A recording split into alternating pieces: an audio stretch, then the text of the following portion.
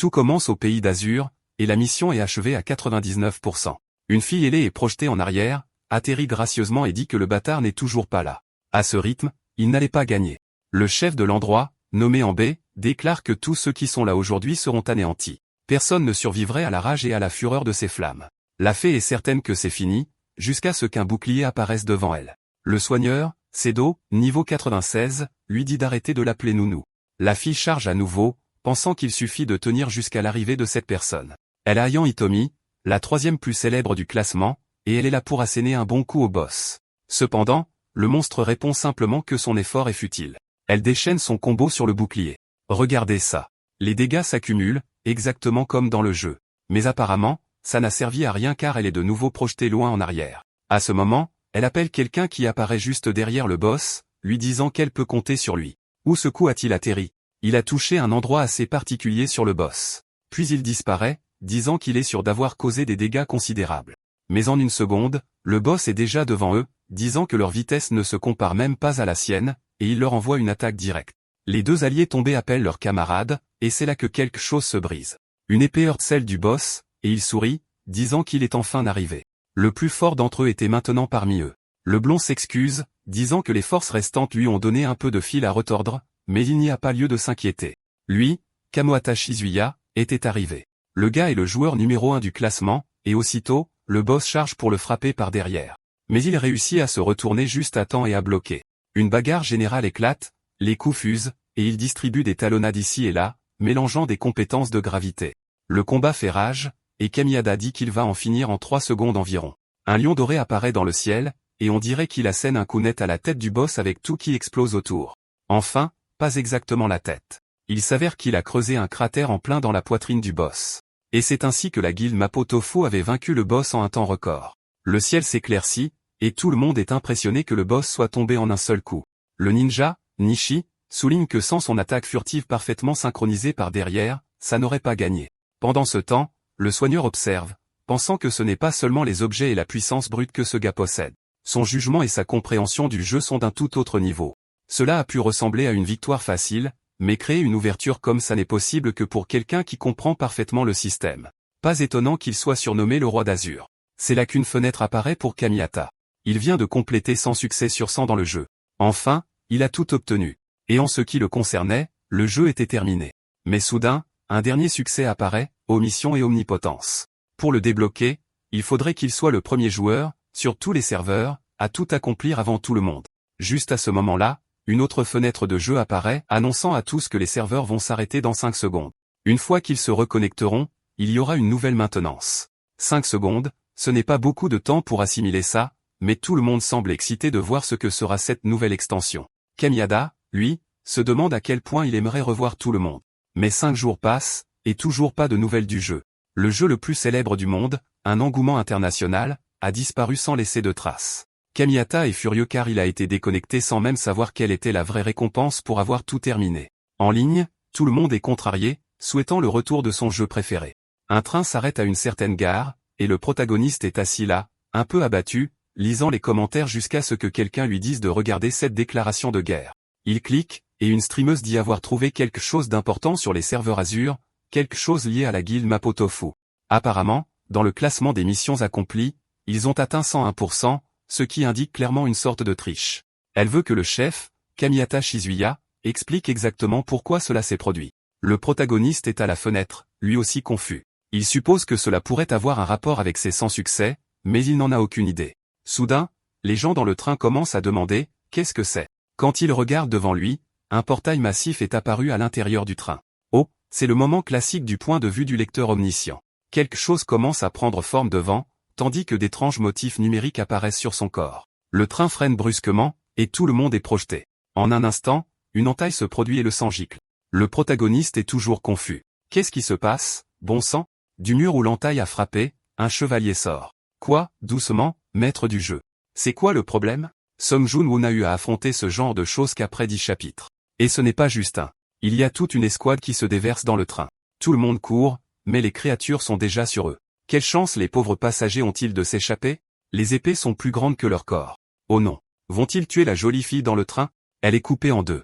Et mon cher petit protagoniste pensait que tu allais faire quelque chose d'héroïque, mais non.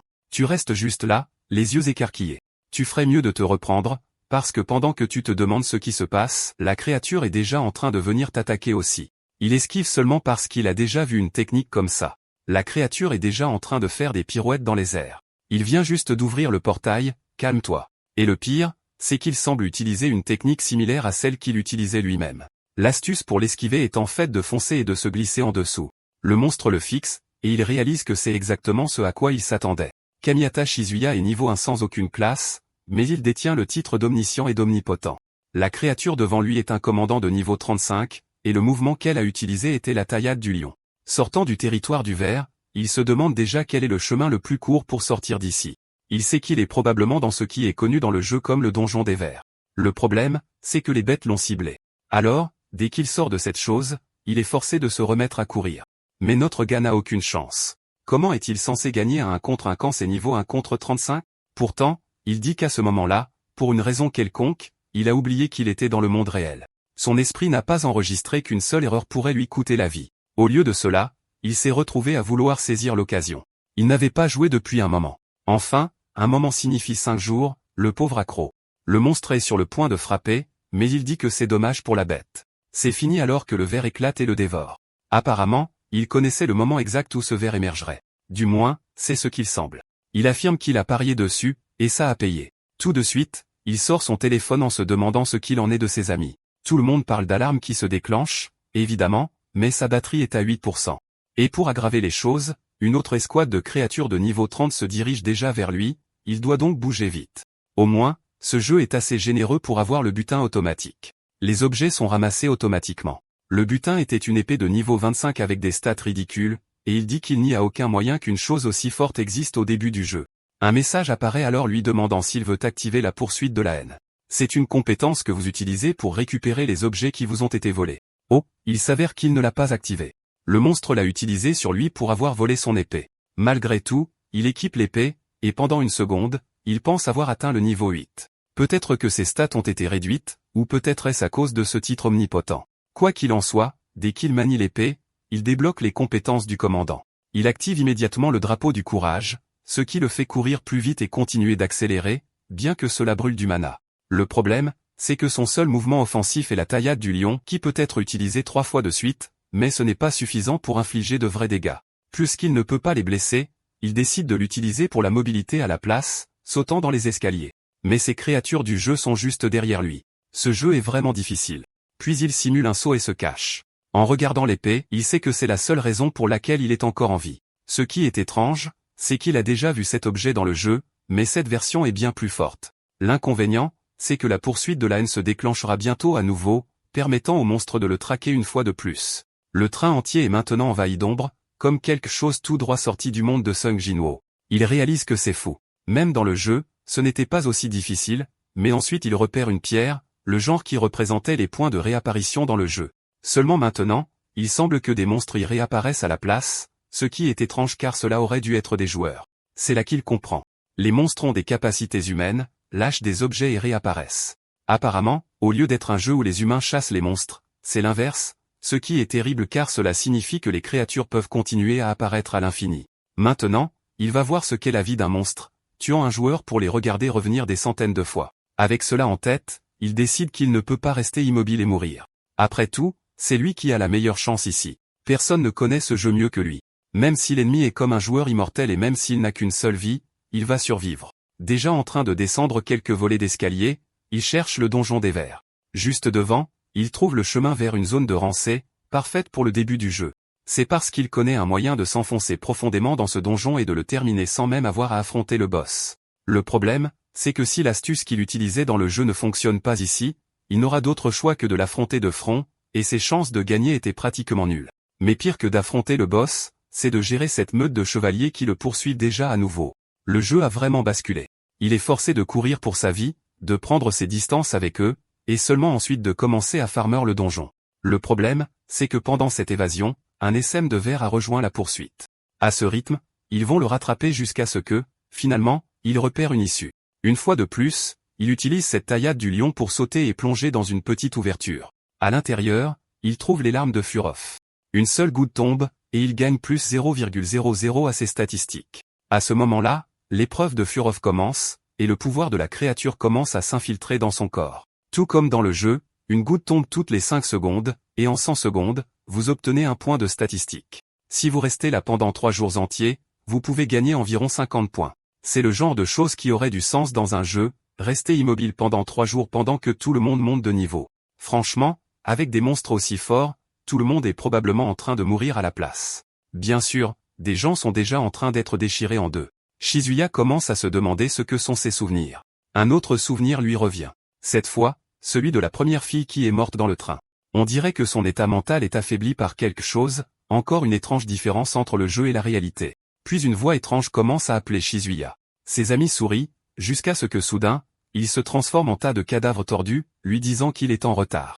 Il se réveille en sursaut, réalisant que tout cela fait partie de l'épreuve de Farav. Quand les gouttes tombent, on commence à subir des attaques mentales. Il doit rester calme pour accumuler le plus de stats possible. 2 jours se sont déjà écoulés. Il doit juste tenir un jour de plus. Mais alors, la lame lui entaille la poitrine. Quand il se retourne, c'est un des soldats, et il se demande si c'est la fin. Un humain ordinaire ne pourrait jamais vaincre une créature aussi forte avec des traits de joueur qui peut revivre à l'infini.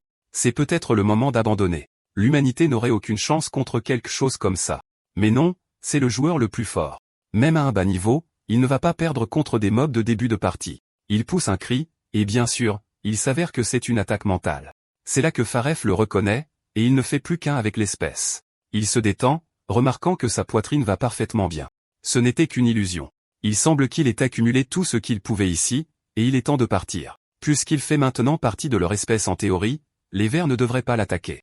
Mais juste derrière lui, le boss apparaît. La créature le fixe, mais au lieu d'attaquer, elle pond un œuf sur le sol. C'est une essence de ver, et pour une raison ou une autre, il craint que ça n'éclose en quelque chose de petit.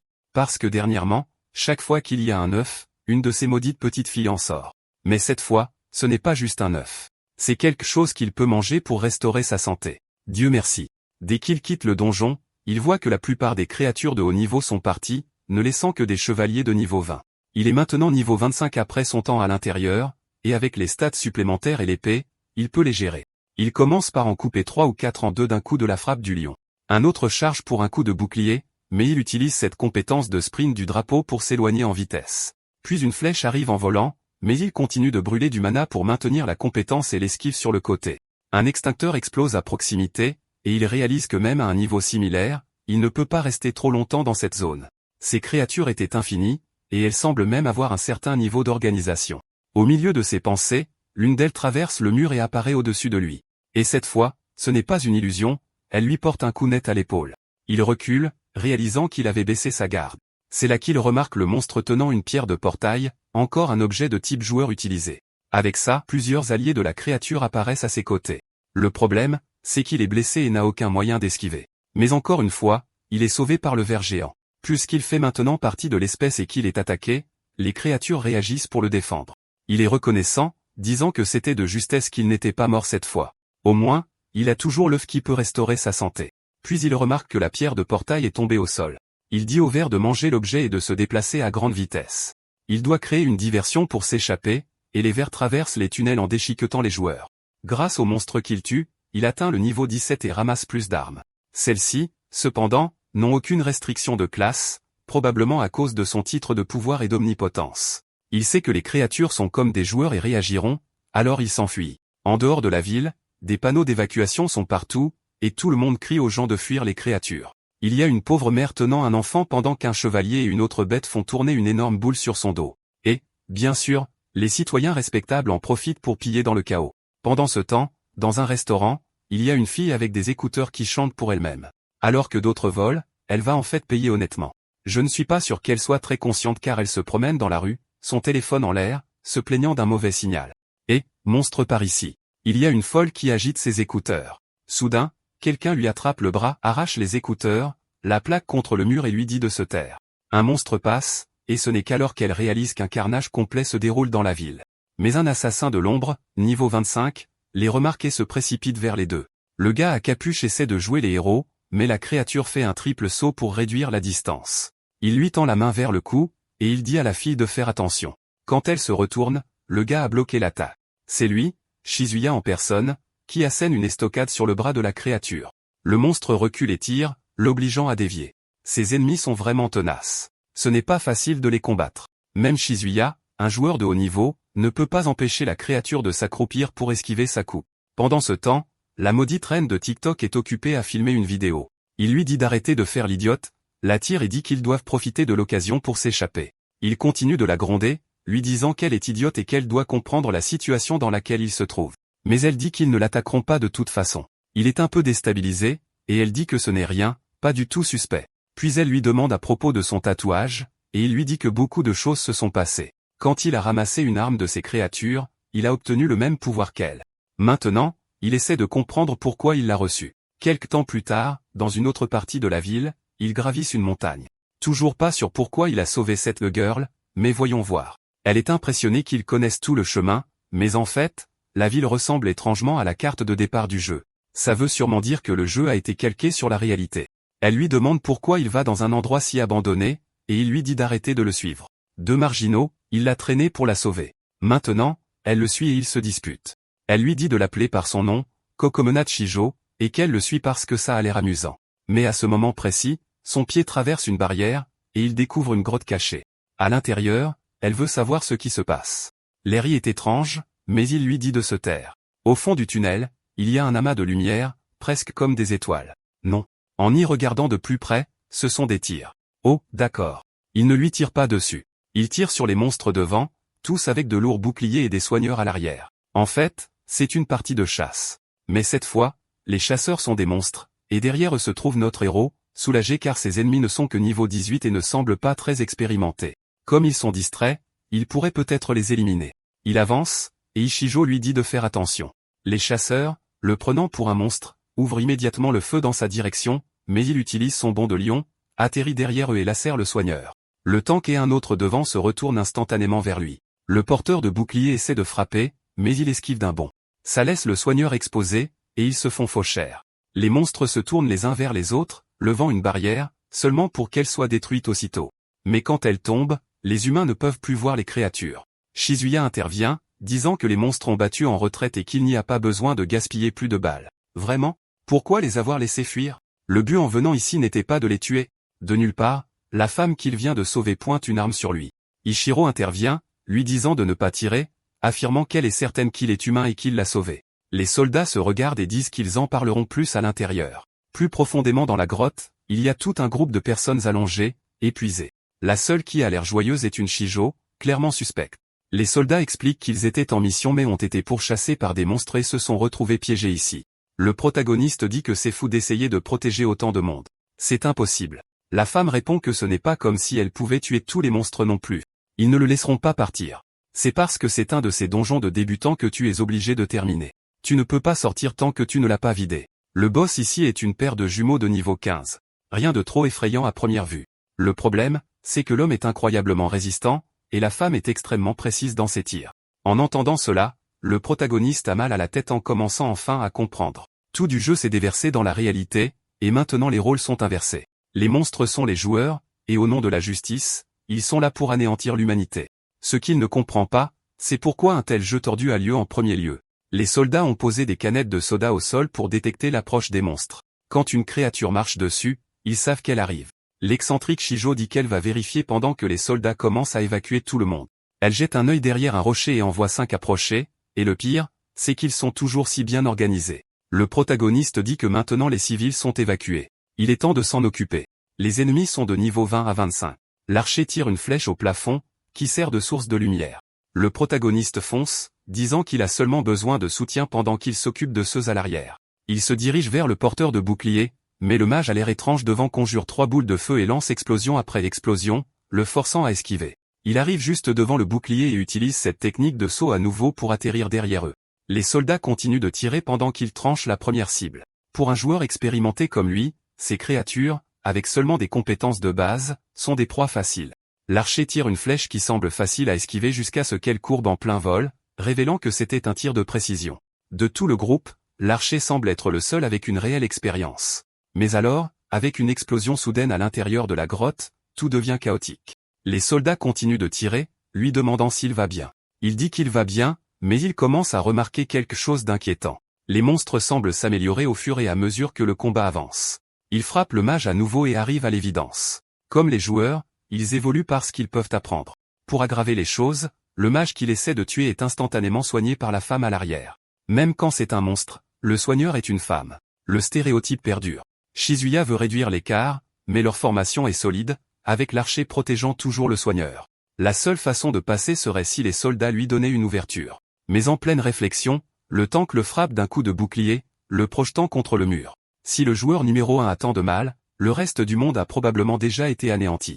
Voyant son propre sang, il envisage de sacrifier des soldats comme appât pour distraire l'ennemi et gagner. Dans le jeu, les gens pouvaient ressusciter, donc il n'aurait pas hésité. Mais maintenant, ce sont de vraies personnes. Pendant ce temps, avec l'abacus, Shijo tend une sucette à une petite fille, lui disant d'arrêter de pleurer sinon elle deviendra toute ridée et moche. Elle demande, de but en blanc, où sont la maman et le papa de la petite fille. L'enfant répond simplement qu'ils sont devenus de la nourriture pour monstres. Pendant le combat, des tirs incessants pleuvent, mais notre gars ne peut toujours pas atteindre l'arrière. Il dit qu'il va réessayer, active l'étendard du courage et commence à brûler son mana pour foncer. Mais juste au moment où une flèche arrive, il dit doucement qu'il est désolé. Au même moment, la petite fille demande à Shizuya si les soldats vont mourir. Shizuya esquive et la flèche ricoche, filant droit dans la poitrine d'un soldat, en plein cœur. La femme à côté de lui est sans voix, tandis que Shizuya dit que, malheureusement, pour achever ses ennemis de type joueur, il devrait sacrifier quelqu'un. Il sait que dans le jeu, il existe un système de lien entre les gens, et quand il est brisé, ils ont tendance à perdre leur concentration. Elle interpelle l'homme qui a été touché, mais Shizuya leur dit qu'il n'y a pas de temps à perdre à pleurer. Elle se jette à terre, attrape une arme, puis un sac plein de dynamite, et le lance vers les monstres, tirant à tout va et provoquant des explosions comme une folle. Ce type se comporte pratiquement comme Sung Junwo, laissant les autres se sacrifier pour qu'ils puissent récolter les lauriers. Mais quand la fumée se dissipe, la pauvre femme tombe à genoux, le cœur brisé par la perte de son mari, de son compagnon ou d'un ami proche. Puis soudain, il se relève en toussant. Il s'avère que Shizuya n'agissait pas de manière imprudente. Il avait jugé la situation. L'étendard du courage ne fait pas qu'augmenter la vitesse. Il augmente aussi la défense et les PV max des alliés proches, et il s'était dit que l'homme pourrait encaisser. Le gars reste là, abasourdi, regardant tous les monstres morts sans savoir ce qui vient de se passer. La femme lui donne un coup de coude dans la poitrine, et quelque chose tombe au sol. Elle le ramasse. C'est une bague. Le pauvre homme avait prévu de la demander en mariage, mais sérieusement, en pleine apocalypse, maintenant elle est toute émue, et il rougit en la serrant dans ses bras, tandis que Shizuya sourit faiblement en arrière-plan. Le bizarre type à la casquette bleue remercie tout le monde d'être en vie. Voyant cela, Shizuya pense que ce n'est peut-être pas la fin de l'humanité. Peut-être qu'il y a encore une chance de gagner. Cet optimisme change 30 minutes plus tard quand une créature massive apparaît, le pied couvert de sang. Dans le chapitre suivant, un homme aux cheveux longs refuse catégoriquement de prendre part à tout ça. Il dit qu'il ne quittera pas cet endroit et n'est entré dans la grotte que parce que tout le monde savait que c'était plus sûr ici. Les soldats cherchent désespérément de l'aide, mais personne ne veut se manifester. La femme aux cheveux noirs dit qu'ils doivent partir d'ici car les créatures ne vont pas cesser d'arriver. Ce n'est qu'une question de temps avant que tout le monde ne meure. Shizuya intervient et confirme, disant qu'ils reviendront bientôt, et pire, qu'ils seront plus forts qu'avant. L'homme aux cheveux longs répond qu'ils pourraient aussi bien mourir tous maintenant, puisque ces choses ne cesseront jamais d'arriver. Puis tout aussi vite, il se demande pourquoi il devrait faire confiance à quelqu'un qui a des pouvoirs exactement comme ceux des monstres. Ishijo lui dit de se taire, soulignant qu'il critique la seule personne qui lui a sauvé la vie. S'il veut rester ici, alors soit qu'il meure comme un chien errant. Les soldats disent à tout le monde de se calmer et que ceux qui veulent partir devraient les suivre, tandis que les autres peuvent rester à l'intérieur et attendre les renforts. L'homme aux cheveux longs ricane, disant que personne ne partira. Tout le monde a vu à quel point c'est dangereux dehors. Mais alors la petite fille blonde, toute mignonne et timide, dit qu'elle va avec les soldats. Étrangement, cela semble inspirer le reste du groupe qui décide qu'il est préférable de la suivre plutôt que de rester ici, d'autant plus que les monstres reviendront. Évidemment, voyant tout le monde partir, le gars aux cheveux longs dit qu'il devra aussi y aller pour les protéger. Tout le monde rassemble le peu qu'ils ont, et 5 minutes plus tard, ils sont en route. En chemin, Ishijo a demandé au protagoniste comment il savait que les monstres ressusciteraient alors que c'est la première fois qu'une chose pareille se produit. Il répond de manière désinvolte, disant que c'était juste une corrélation. Bien qu'en vérité, il pense à deux problèmes majeurs. Premièrement, si ces monstres sont comme des joueurs, ils continueront à gagner des statistiques et à devenir plus forts pour de nouveaux équipements.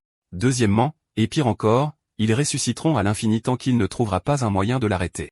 D'un autre côté, les créatures n'ont besoin de les tuer qu'une seule fois, tout comme un joueur n'a besoin de terminer un donjon qu'une seule fois.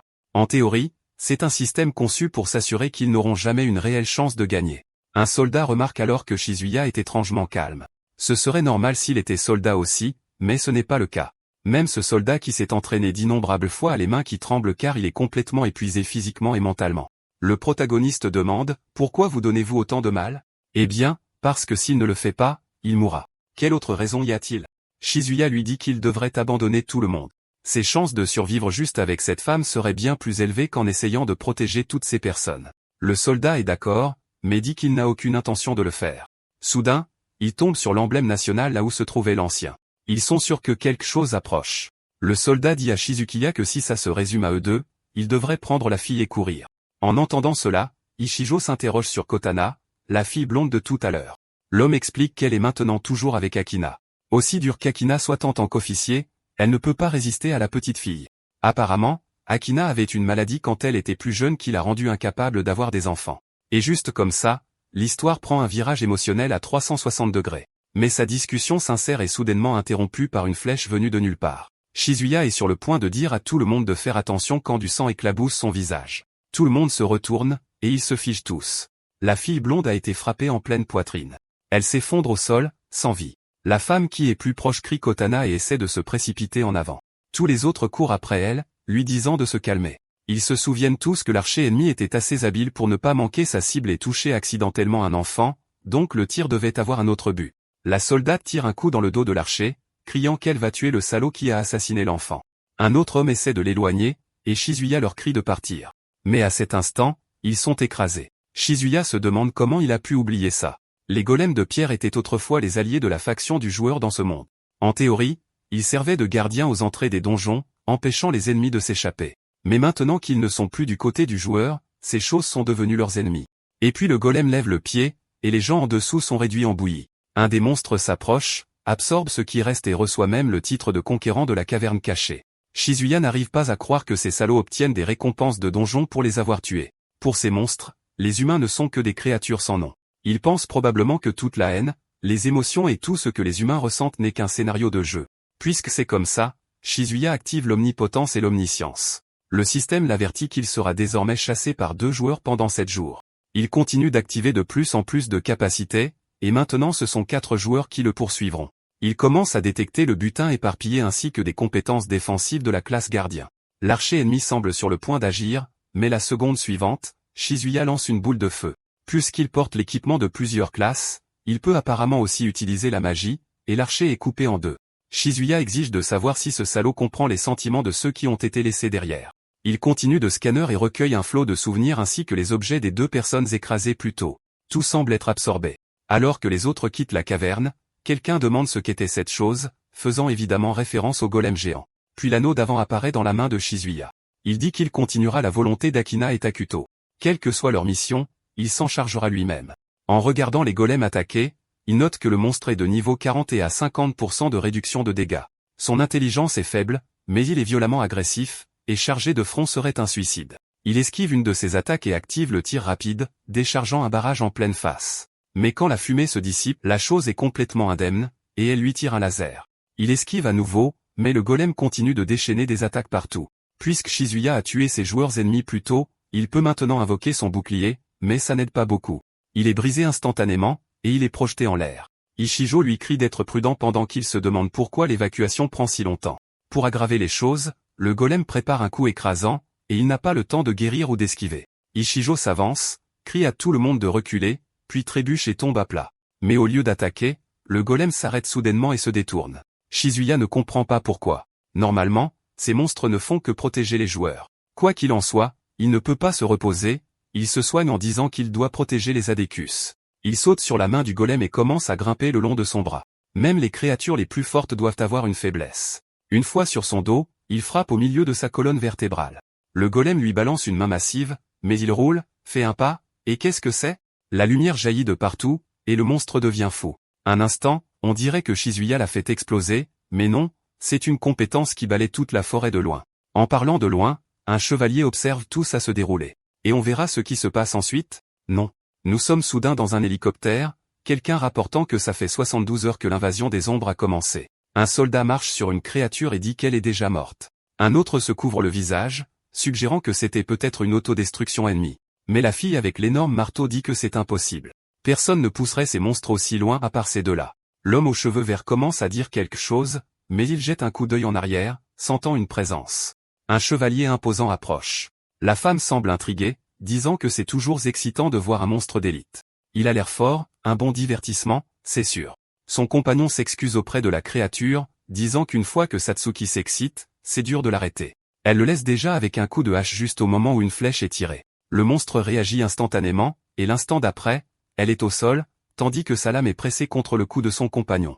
Il est stupéfait. Ce monstre ne ressemble à rien de ce qu'ils ont combattu auparavant. Mais ensuite, la créature remarque quelque chose et tourne son regard vers la ville. Une explosion éclate là-bas. Satsuki lui crie d'arrêter de la sous-estimer et tente le coup final. Son ami commente que le monstre a peut-être trouvé une cible plus intéressante. Pendant ce temps, le protagoniste ouvre les yeux dans ce qui ressemble à une chambre de bébé. Il y a des ours en peluche, des étagères, et tout est mignon et douillet. Il se lève confus et remarque ensuite que sa main est entièrement métallique. Il se demande si l'omnipotence a en quelque sorte reconstruit son corps en utilisant l'une des capacités du golem. En vérifiant sa fenêtre de statut, il voit qu'il a bien acquis. L'une d'elles lui permet d'entrer en état de vengeance quand quelque chose à proximité meurt, lui donnant plus de pouvoir. Il décide de se lever immédiatement après tout. Le plus important est de savoir comment il a atterri ici. Soudain, une odeur de nourriture flotte avec une voix chantée horriblement fausse. Si mauvaise qu'il veut se couvrir les oreilles. Et la seule chose que cette étrange fille semble savoir cuisiner, ce sont des œufs. Elle lui dit d'attendre une seconde. Le petit déjeuner sera bientôt prêt. Il ne comprend pas pourquoi elle vit comme si la vie était paisible. Il suffit d'ouvrir la fenêtre pour voir tout ce qui est dehors détruit. D'après son apparence, elle est probablement une joueuse du monde des monstres. Après tout, quand elle est tombée devant lui plus tôt, elle avait ce marqueur allié vers au-dessus de sa tête. Elle finit de faire du pain grillé, et il dit que c'est délicieux, mais tu ne le mangeras pas. Elle rit et lui dit d'arrêter de mentir. Elle sait que c'est horrible, même elle n'a pas aimé. Heureusement, elle avait fait le plein de nouilles instantanées pour une semaine. Il lui demande comment il est arrivé là, et elle dit que c'est évident. Quand il s'est évanoui, elle a dû prendre un chariot, le traîner dans les escaliers et le ramener à la maison. Finalement, Shizuya énonce l'évidence. Il sent qu'il y a quelque chose d'étrange chez elle. Il ne ressent pas la moindre once d'anxiété de sa part. C'est presque comme si elle ne s'inquiétait pas du tout d'être tuée. Elle l'admet, disant qu'elle a déjà essayé. Mais pour une raison quelconque, les monstres ne l'attaquent pas. Tout autour était détruit, tout le monde mort et absorbé, pourtant elle semblait invisible pour eux. Elle a même lancé une pierre pour attirer l'attention, mais il l'a complètement ignorée. Il suppose que c'est peut-être un pouvoir spécial, un peu comme sa propre main. Il lui demande si elle voit une fenêtre de statue flottante, et elle répond non.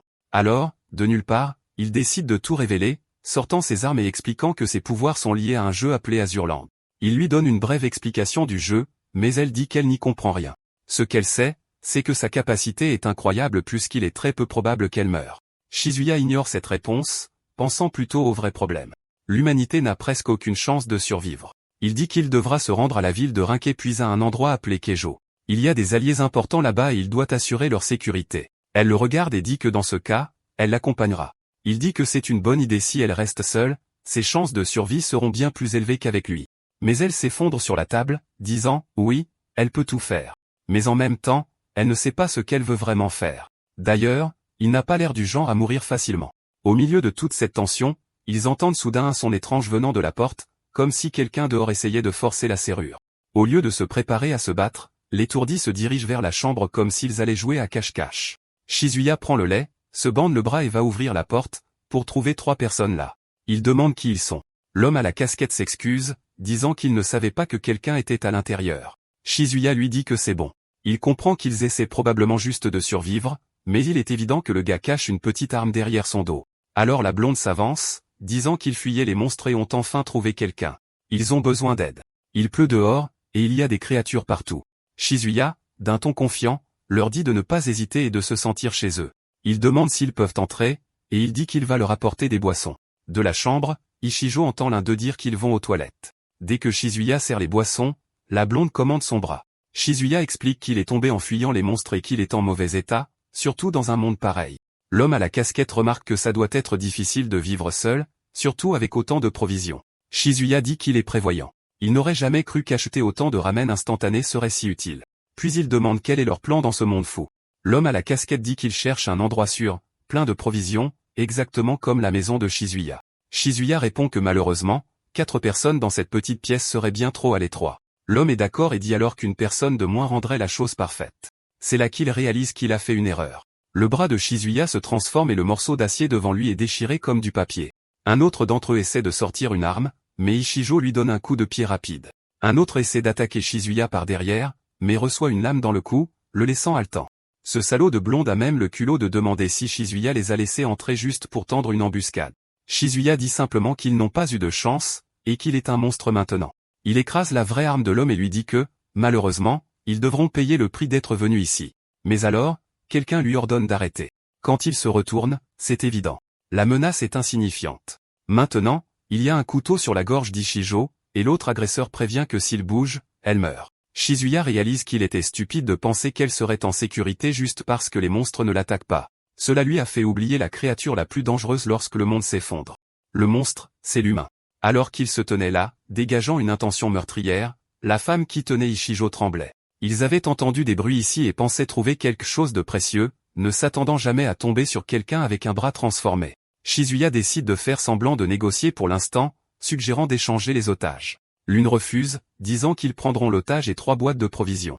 Mais avant qu'elle ne puisse finir de parler, quelque chose lui transperce la poitrine. Shizuya éloigne immédiatement Ichijo, lui disant de s'écarter.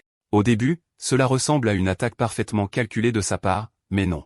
C'est en fait un noble de niveau 41, et la femme est littéralement découpée en morceaux. Dans Azurland, chaque fois qu'un monstre, une créature, n'importe quoi est tué, il lâche ses objets et entre dans un état de haine. Dans ce mode, il se venge. Il regagne tout ce qu'il a perdu. Alors, cette chose pourrait-elle être le golem? Que fait ce monstre ici? Quoi qu'il en soit, Shizuya dit à Ichijo de reculer, même si elle est supposément immortelle. Alors que la blonde est réduite en bouillie, le chevalier charge droit sur Shizuya. Honnêtement, je pensais qu'il allait esquiver ou faire un mouvement rapide, mais il a juste levé son bouclier et a été projeté hors du bâtiment. Même en plein air, le monstre enchaînait déjà avec une autre attaque. Il active rapidement son mana pour former une arme dans sa main et tire quelques coups, mais le monstre esquive. Shizuya atterrit, glisse, et alors que la créature arrive par derrière, il se précipite dans le bâtiment devant, montant les escaliers. Ce blocage qu'il avait réussi plus tôt lui avait fait bien plus de dégâts qu'il ne s'y attendait. Au 2e étage, il s'arrête brièvement pour se soigner un peu. Il fusionne des objets, des compétences et tout ce qu'il a ramassé jusqu'à présent, mais il est encore loin d'être prêt à affronter un monstre de niveau élite de front.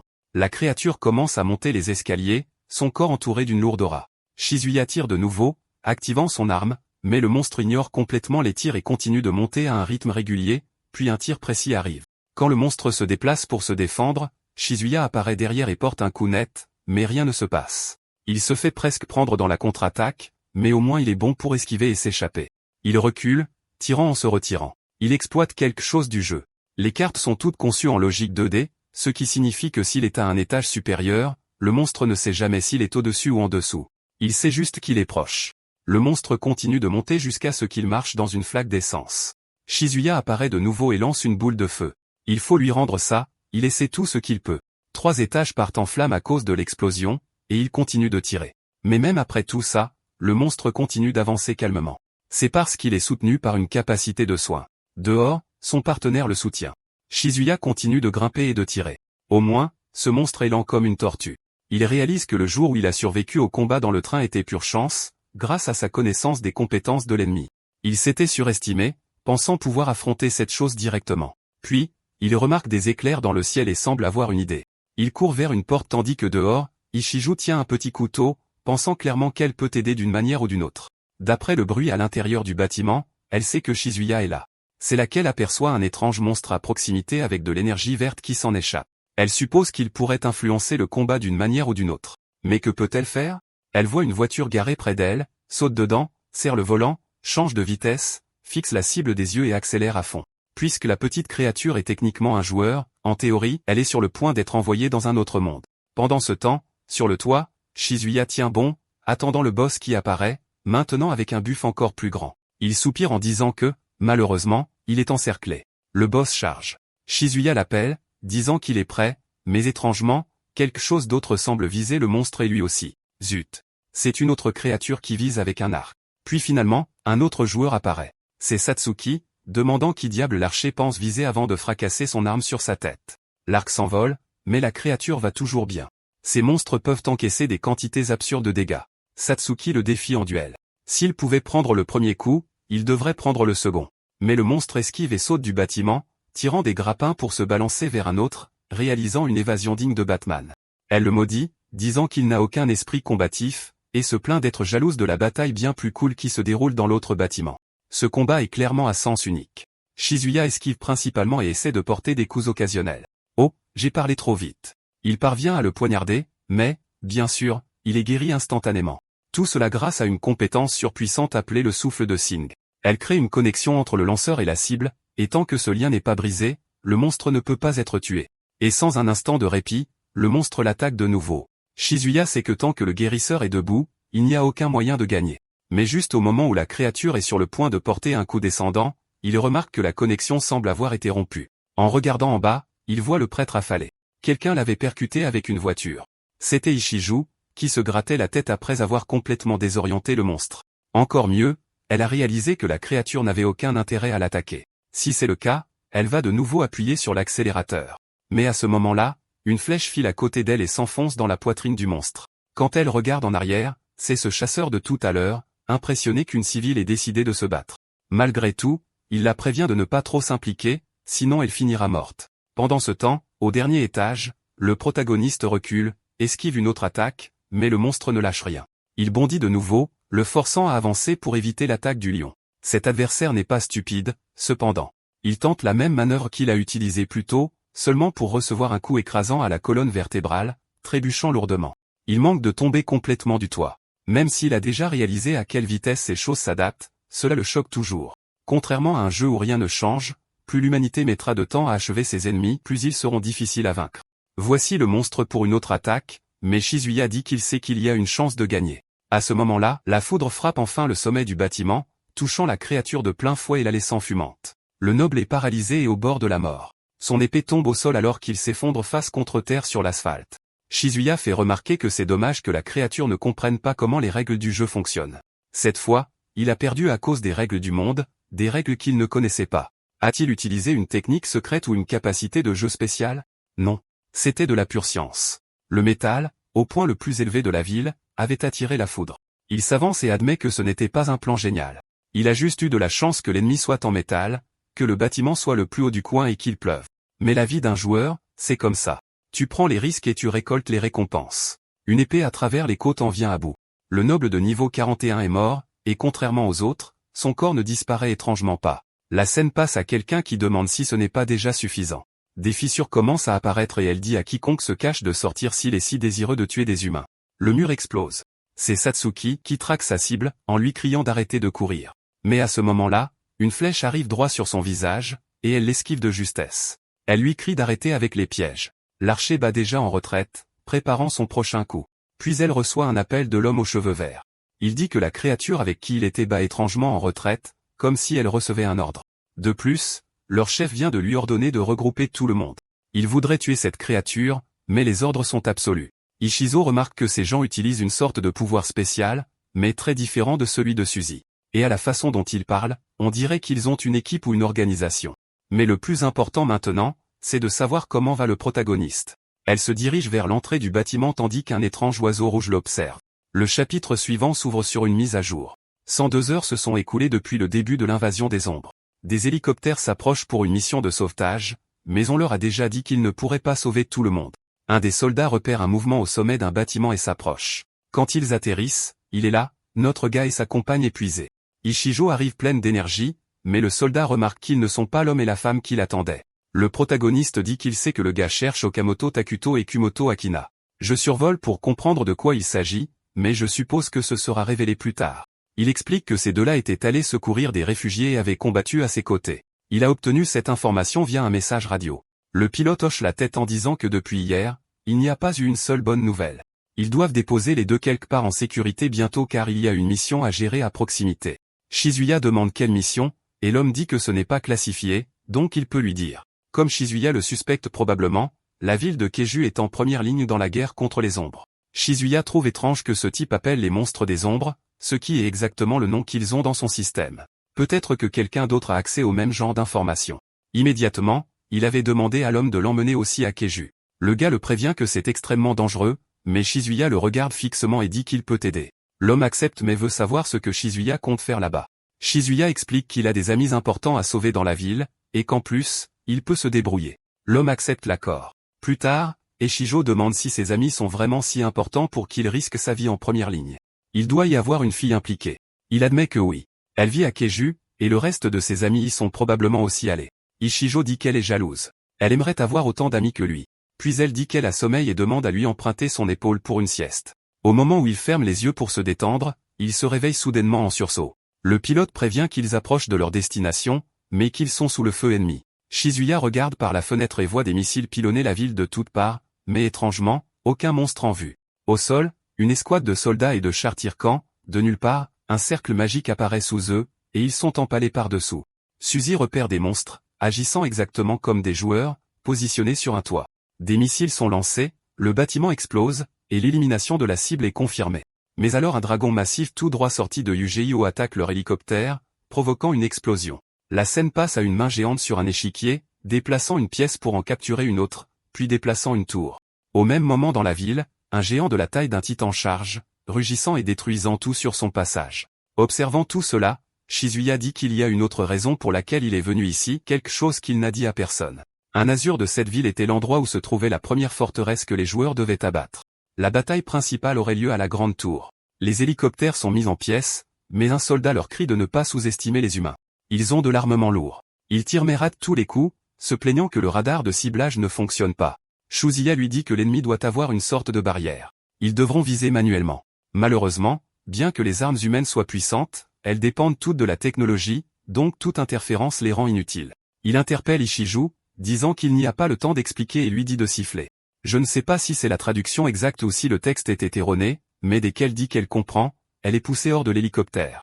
Shizuya regarde sur le côté et voit le dragon s'élancer pour mordre. Il sort son couteau et fonce droit dans sa gueule. D'une manière ou d'une autre, il se tourne vers le pilote terrifié et lui crie de partir de là. Puis il active de nouveau la compétence vol de courage, et cette fois-ci, il fait tout, même le laisser voler. La bataille dans le ciel se transforme en un affrontement total entre dragons et missiles jusqu'à ce que Shizuya arrive et en frappe un dans le dos avec un éclair.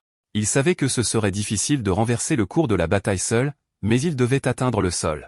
Ouais.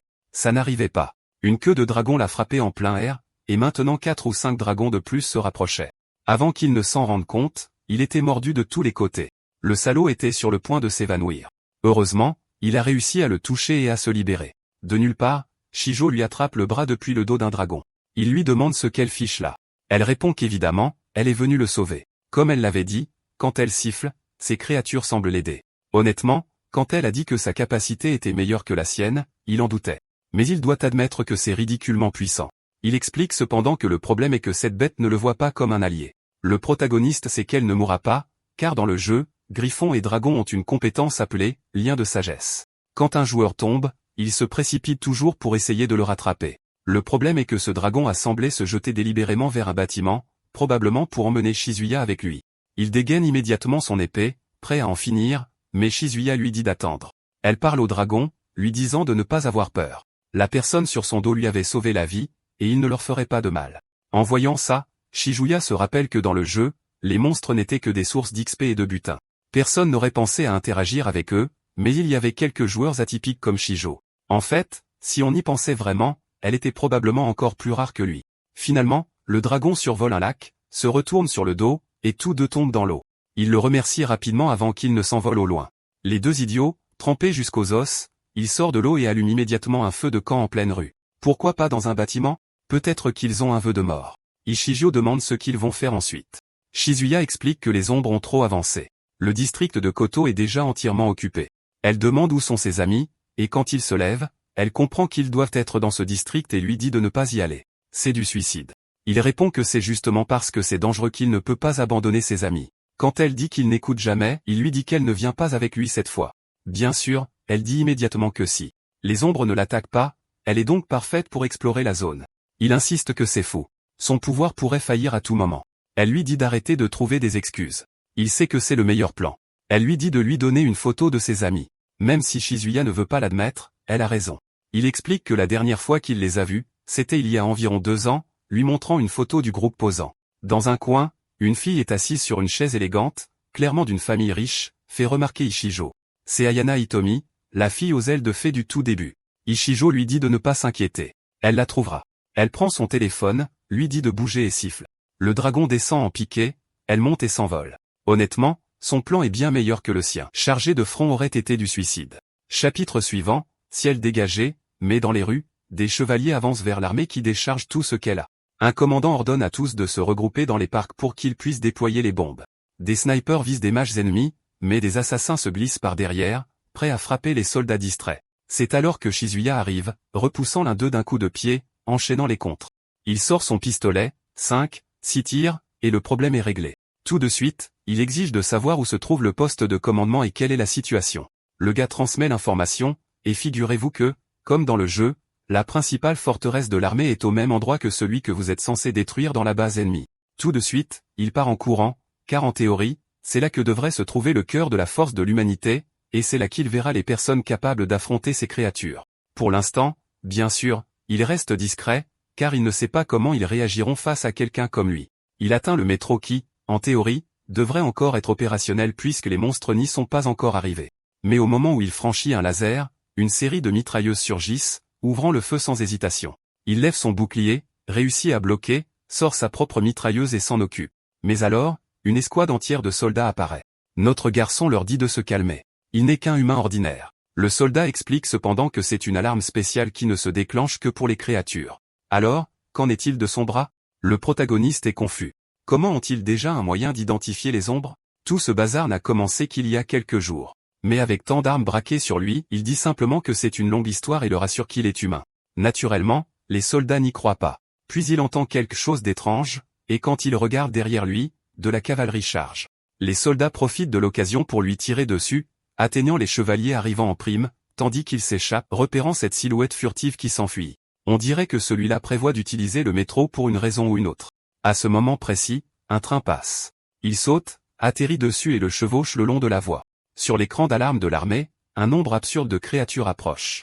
Et le pire, pour une raison quelconque, ces salauds l'attendent à la prochaine station, braquant déjà des armes laser sur lui. Encore une fois, il doit lever son bouclier pour encaisser les tirs. Maintenant, ce ne sont plus seulement les monstres qui l'attaquent, les humains aussi. La vie n'est pas vraiment facile pour lui. Il se cache derrière un pilier, pensant que ça va être difficile de s'en sortir sans blesser personne. Puis soudain, quelqu'un tape dans ses mains et ordonne un cessez-le-feu. Tous les soldats obéissent immédiatement, et le protagoniste reste sur ses gardes. Un homme descend en disant qu'il a vérifié et que c'était clairement un dysfonctionnement du système d'alarme. Il est certain que cette personne n'est pas une ombre, mais un allié. Quand le protagoniste voit cet homme, il se demande, serait-ce lui? Qui il est? Nous ne le savons pas encore, mais c'est bien lui. Le chapitre suivant s'ouvre en disant qu'il s'est écoulé 144 heures depuis le début de l'invasion des ombres. En ce moment, nous sommes en première ligne à la station de Rasé. Le blond de tout à l'heure demande si le garçon prévoyait de massacrer tout le monde s'il n'était pas apparu. Il répond qu'il est seulement là pour chercher une coopération. Le blond dit qu'il sait, et qu'il est intéressé par le garçon car ils ont sérieusement essayé de le tuer sans succès. Mais vous devez aussi comprendre qu'en temps de guerre, la sincérité seule ne suffit pas à convaincre qui que ce soit. À ce moment-là, un homme plus âgé entre et demande à William si quelque chose s'est passé, et si la personne à côté de lui est un autre de leurs camarades. William répond que le considérer comme un autre est une exagération. Il ne cause aucun problème, et de plus, il n'avait jamais entendu parler de ce type avant aujourd'hui. Il est arrivé il y a quelques heures seulement, et ils apprennent encore à se connaître. Le vieil homme demande si le protagoniste est un tanker, et William trouve amusant de le voir s'habituer aux termes de jeu. Le vieil homme ignore ça, lui dit d'arrêter de plaisanter, et dit qu'ils doivent y aller car une réunion est sur le point de commencer. William accepte, demande combien en amener, et le vieil homme répond aussi. La scène se déplace vers une pièce où William dit à notre garçon d'enlever ses vêtements, de prendre un bain et de mettre la tenue fournie. Il ne peut pas rencontrer l'armée habillée comme il l'est actuellement. Le protagoniste est sur le point de dire quelque chose, mais William le coupe, disant qu'il sait qu'il veut échanger des informations. Il est également prêt à le faire. Shizureya sait que la société pour laquelle William travaille est l'une des 5 plus grandes au monde. Fondée il y a plus de 200 ans, elle opère dans la finance, la technologie, la robotique, la médecine, et plus encore. De plus, ils étaient les créateurs du jeu de réalité virtuelle Azurland. En ramassant les vêtements, ils demandent ce que le groupe Sam sait réellement de la situation. William répond que c'est bien moins qu'il ne le pense probablement. Ces ombres sont vraiment apparues de nulle part partout dans le monde, et maintenant tout est dans le chaos. Shizuya commente le fait qu'il les appelle des ombres, et William dit que c'est juste comme ça que ses subordonnés les appellent. Il ne sait même pas pourquoi. À présent, Shizuya peut déjà dire que ces gens ne vont pas partager beaucoup d'informations. Pourtant, il veut savoir pourquoi ils l'ont attaqué. Était-ce parce qu'il a été reconnu comme une ombre? William répond oui, et Shizuya trouve cela suspect. Cela fait seulement une semaine que tout a commencé, et pourtant ils ont déjà son système pour tout identifier ainsi. William dit que le garçon n'est pas aussi bien informé qu'il le pense. Le vrai jeu a commencé il y a 5 jours, mais le test bêta avait commencé plus de 2 semaines auparavant. Depuis des points spécifiques sur la carte, ce phénomène a commencé à se produire, et toutes les grandes organisations du monde ont commencé à partager des informations. Shizuya trouve cela étrange. Comment est-ce possible, et comment personne du public n'a-t-il pu le savoir? William explique qu'ils ont contrôlé toutes les informations autant que possible. Si les gens découvraient tout, cela provoquerait un chaos encore plus grand. Cela ne fait que rendre Shizuya plus confus. Premièrement, il semble que l'armée ne fasse pas confiance à William. Deuxièmement, William ne partage pas beaucoup d'informations. Troisièmement, il semble qu'il connaissait déjà les ombres et qu'il cache quelque chose. Shizuya dit qu'il aurait pu prévenir le chaos et la mort en informant les gens plus tôt. William est d'accord et dit qu'il n'y a pas grand-chose à ajouter. Ils n'ont découvert cela que récemment aussi. Il n'y a eu que 2 semaines entre la première apparition et le début de l'attaque à grande échelle. Ils pensaient avoir plus de temps. Le protagoniste ouvre alors la porte et demande s'ils vont vraiment l'enregistrer comme Altkeeper. C'est le groupe que l'armée forme pour les individus puissants qui peuvent affronter les ombres. Bien sûr, s'il n'était pas intéressé, personne ne le forçait à rejoindre. C'est maintenant son tour de donner des détails, mais il ne partage pas beaucoup non plus. Il dit juste qu'il ne sait pas grand-chose, à part qu'il est lié à Azurland. Il dit aussi que ce bras qu'il a semble être le résultat d'un contact avec le cœur du monstre. Dans le jeu, on appelait ça un signal. William dit que c'est un nom parfait et lui saisit immédiatement le bras, disant que la technologie semble complètement différente. J'aimerais l'étudier. Ce type est vraiment particulier. Heureusement, une notification apparaît à ce moment-là, et William dit qu'il doit y aller. Mais il avertit le protagoniste qu'ils devront encore parler davantage. Cet homme est extrêmement célèbre à l'ouest comme à l'est. Sa compagnie gère la moitié du monde, un génie qui a acquis un pouvoir énorme à un jeune âge et le créateur d'Azurland. Et Shizuya sait qu'il est plus qu'évident que la personne derrière le développement du jeu doit avoir bien plus d'informations qu'il ne le laisse entendre. Pas même une seconde il ne peut se permettre de baisser sa garde. Chapitre suivant. Il explique que les invasions avaient commencé partout dans le monde, mais que l'objectif principal des ombres était d'attaquer la région de Asie. Toutes les attaques dans d'autres zones n'étaient en fait destinées qu'à disperser les forces qui devaient être rassemblées là, et le plan de ces monstres était de frapper de plein fouet, évidemment, quand leurs ennemis étaient au plus faible. Pour l'instant, ils ont installé plusieurs smackers dans les parties les plus élevées de la ville et le long de la traversée de la rivière, ce qui a réussi à stopper les invasions.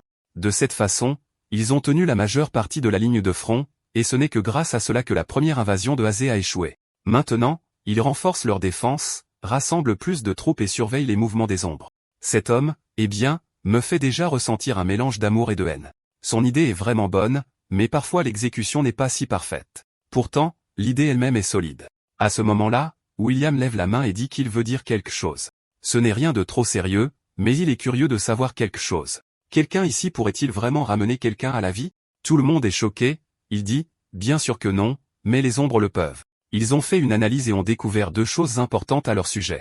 La première, c'est l'armure qui recouvre leur corps. Les attaques normales ne peuvent pas la détruire, et pire encore, briser cette armure ne veut pas dire vaincre l'ombre car derrière, il y a toujours un circuit d'énergie qui est en fait leur véritable noyau. D'après le gars à côté de lui, c'est ce qu'on appelle le signal. Grâce aux propriétés du signal, ils peuvent absorber la matière et réparer l'armure. En d'autres termes, même si l'armure est complètement détruite, le signal est intact. Ils peuvent se reconstruire sans problème. Qu'est-ce que c'est? Le gars aux cheveux violets intervient, disant qu'il émet l'information, mais souligne qu'ils sont là pour discuter de stratégie contre les ombres, pas de recherche. Et il est clairement un peu stupide, car c'est une information importante. Le protagoniste se tourne et dit que ce que le blond explique, c'est que les ombres ne peuvent pas être classées au même niveau que les humains. Aucune stratégie d'élimination qui fonctionne sur les humains ne fonctionnera de la même manière sur les ombres. Je me demande s'ils vont trouver une sorte de stratégie de capture et juste les maintenir confinés. Étant donné que ces créatures peuvent ressusciter, c'est comme un QI de 200. Cependant, attendez, ils doivent les emprisonner sans les laisser se tuer.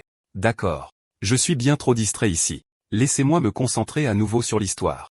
Le vieil homme dit que c'est vrai. Même s'ils sont 1000 contre 1, si les créatures peuvent ressusciter, ils finiront par perdre. Le blond dit qu'ils doivent profiter de leur vitesse et du fait qu'ils ont encore beaucoup de soldats. Plus ça traîne, pire ce sera.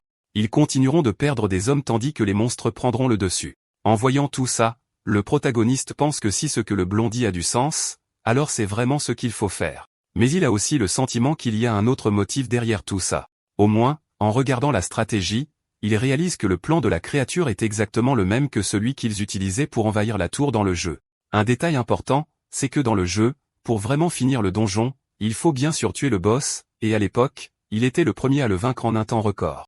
Si c'est le cas, alors le prochain mouvement des ombres, à ce moment-là, il semble penser à quelque chose. Pendant ce temps, William dit qu'ils doivent maintenant prendre l'initiative et éliminer les points de réapparition des ombres pour les chasser de la Terre, mais il arbore ce petit sourire sournois. Le protagoniste pointe alors un bâtiment et demande ce que c'est.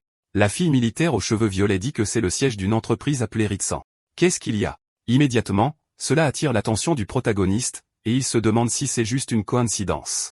Ce bâtiment Ritsan est au même endroit que dans le jeu était connu sous le nom de Tour de la Mélancolie. Et considérant cela, peut-être que le président de cette entreprise est en fait le boss de cet endroit.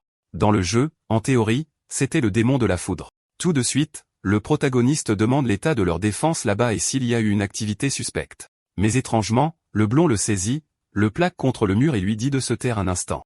Eh bien, ce n'est pas du tout suspect. Pendant qu'il est encore plaqué contre le mur, le vieil homme dit qu'il comprend qu'ils veulent prendre l'initiative. Le plan est décidé, c'est tout pour la réunion d'aujourd'hui. Tout le monde part déjà. Mince, notre protagoniste est sur le point de questionner. Puis dans le couloir, le blond dit, espèce d'idiot. Pourquoi n'as-tu pas dit là-bas qu'il fallait protéger cette chose? William soupire et dit qu'il aurait dû expliquer d'abord. Tout d'abord, le lien entre le jeu et la réalité n'a même pas encore été officiellement reconnu. Même s'ils en parlaient à ces gens de l'armée, personne ne prendrait ça assez au sérieux pour mobiliser toutes les troupes juste à cause d'eux. Puis il dit quelque chose qui n'a pas beaucoup de sens sur la façon de donner une chance équitable aux 99% des gens qui ne connaissent pas le jeu. Il n'avait pas besoin de partager toutes les informations.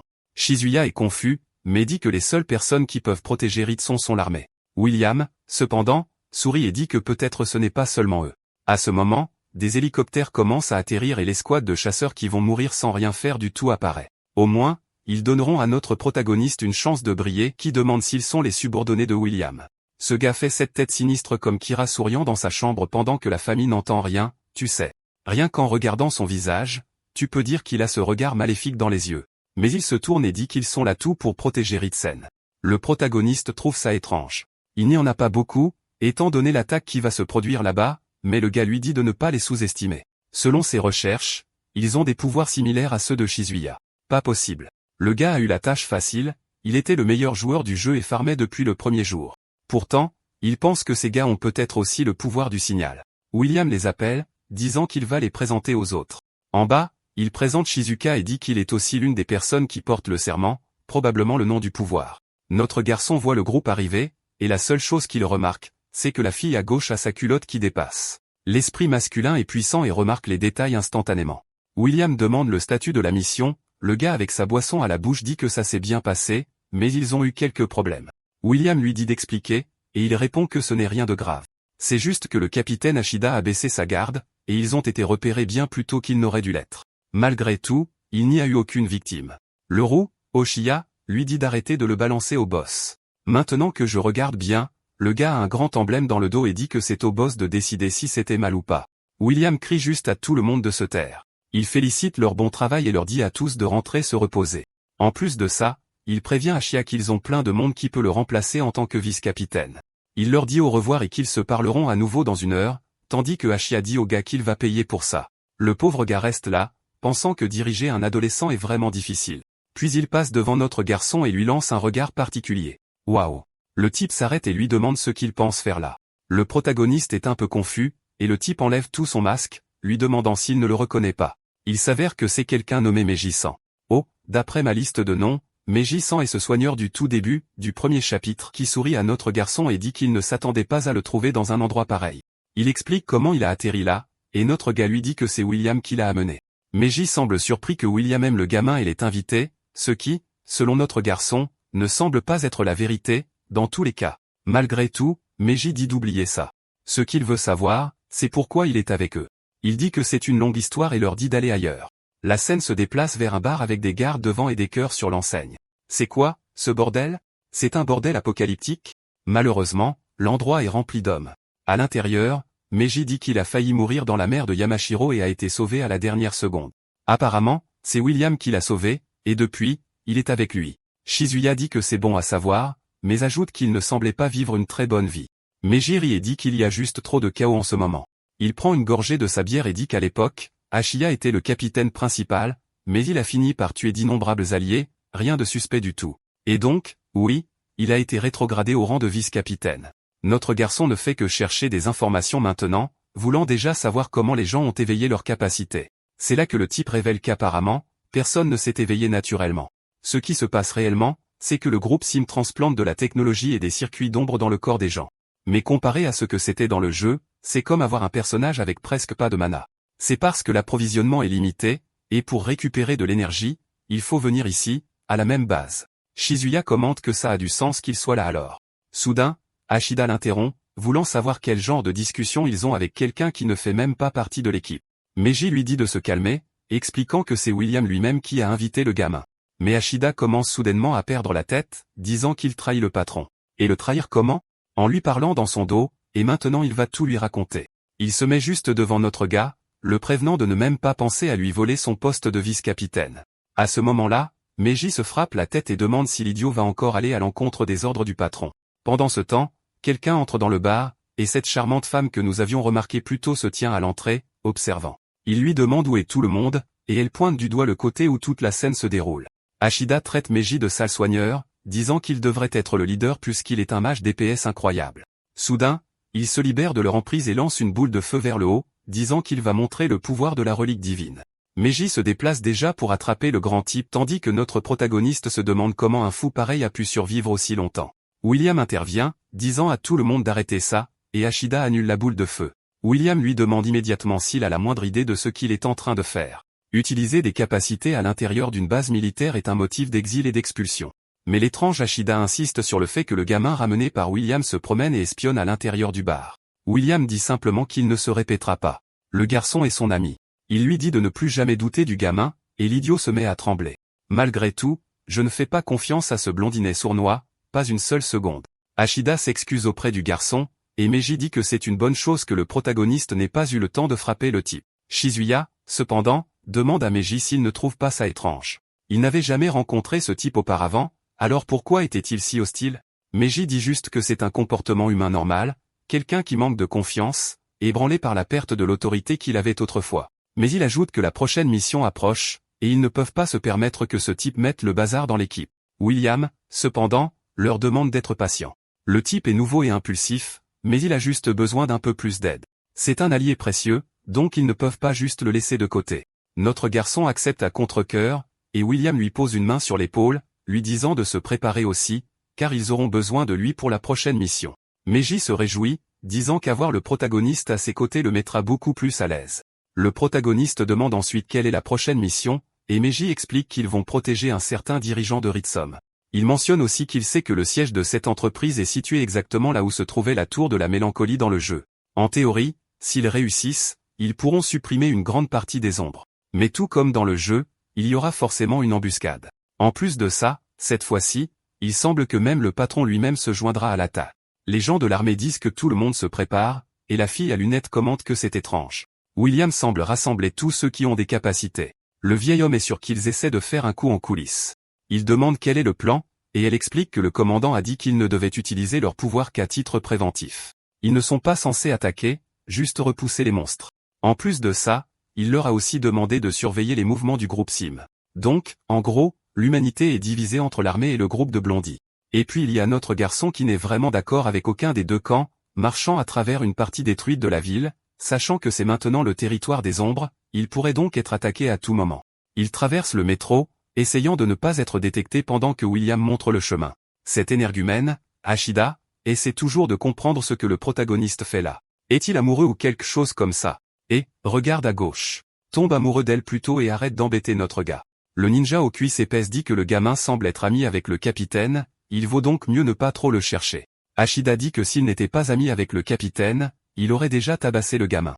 Alors le type qui ressemble à un majordome à côté de William lui demande s'il doit frapper Ashida au visage, ce à quoi William répond, pas pour l'instant.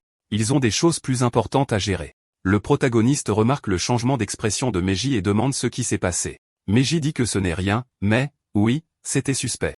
Un peu plus tard, il s'arrête, et William dit qu'ils sont déjà arrivés au bâtiment Ritsan. À partir de maintenant, la bataille contre les ombres commence. Tout le monde doit se préparer au combat, sans oublier que l'objectif est l'escorte, pas l'élimination de la cible.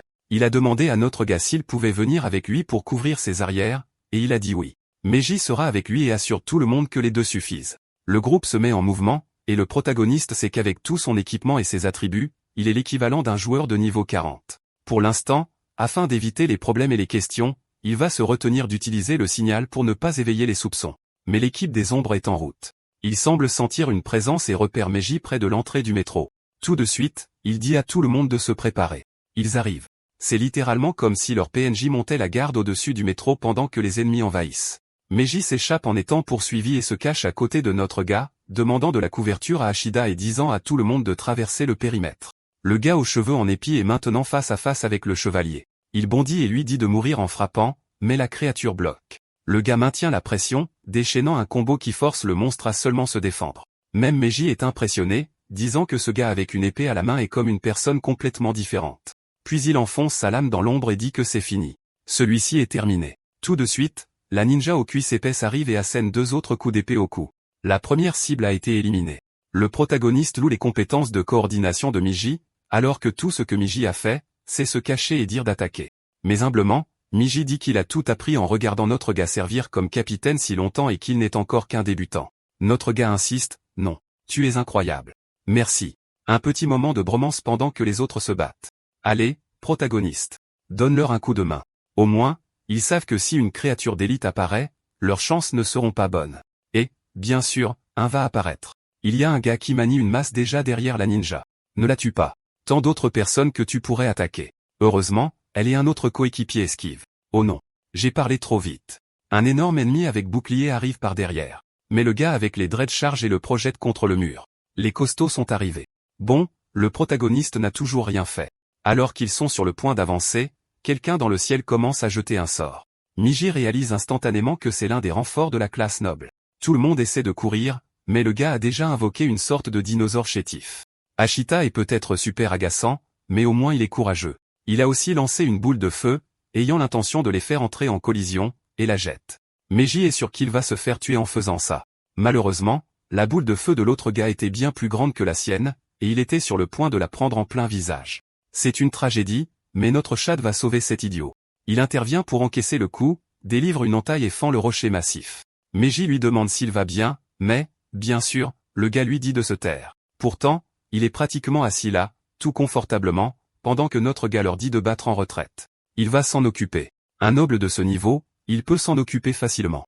Alors il active de nouveau cette bannière. C'est pratiquement la seule chose qu'il utilise et il déclenche sa compétence en zigzag, tranchant la créature en deux. En haut, dans l'une des pièces, quelqu'un demande des nouvelles de l'état de Ashida. Meiji utilise un sort de soin et est sur le point de dire quelque chose quand soudain, une boule de démolition arrive.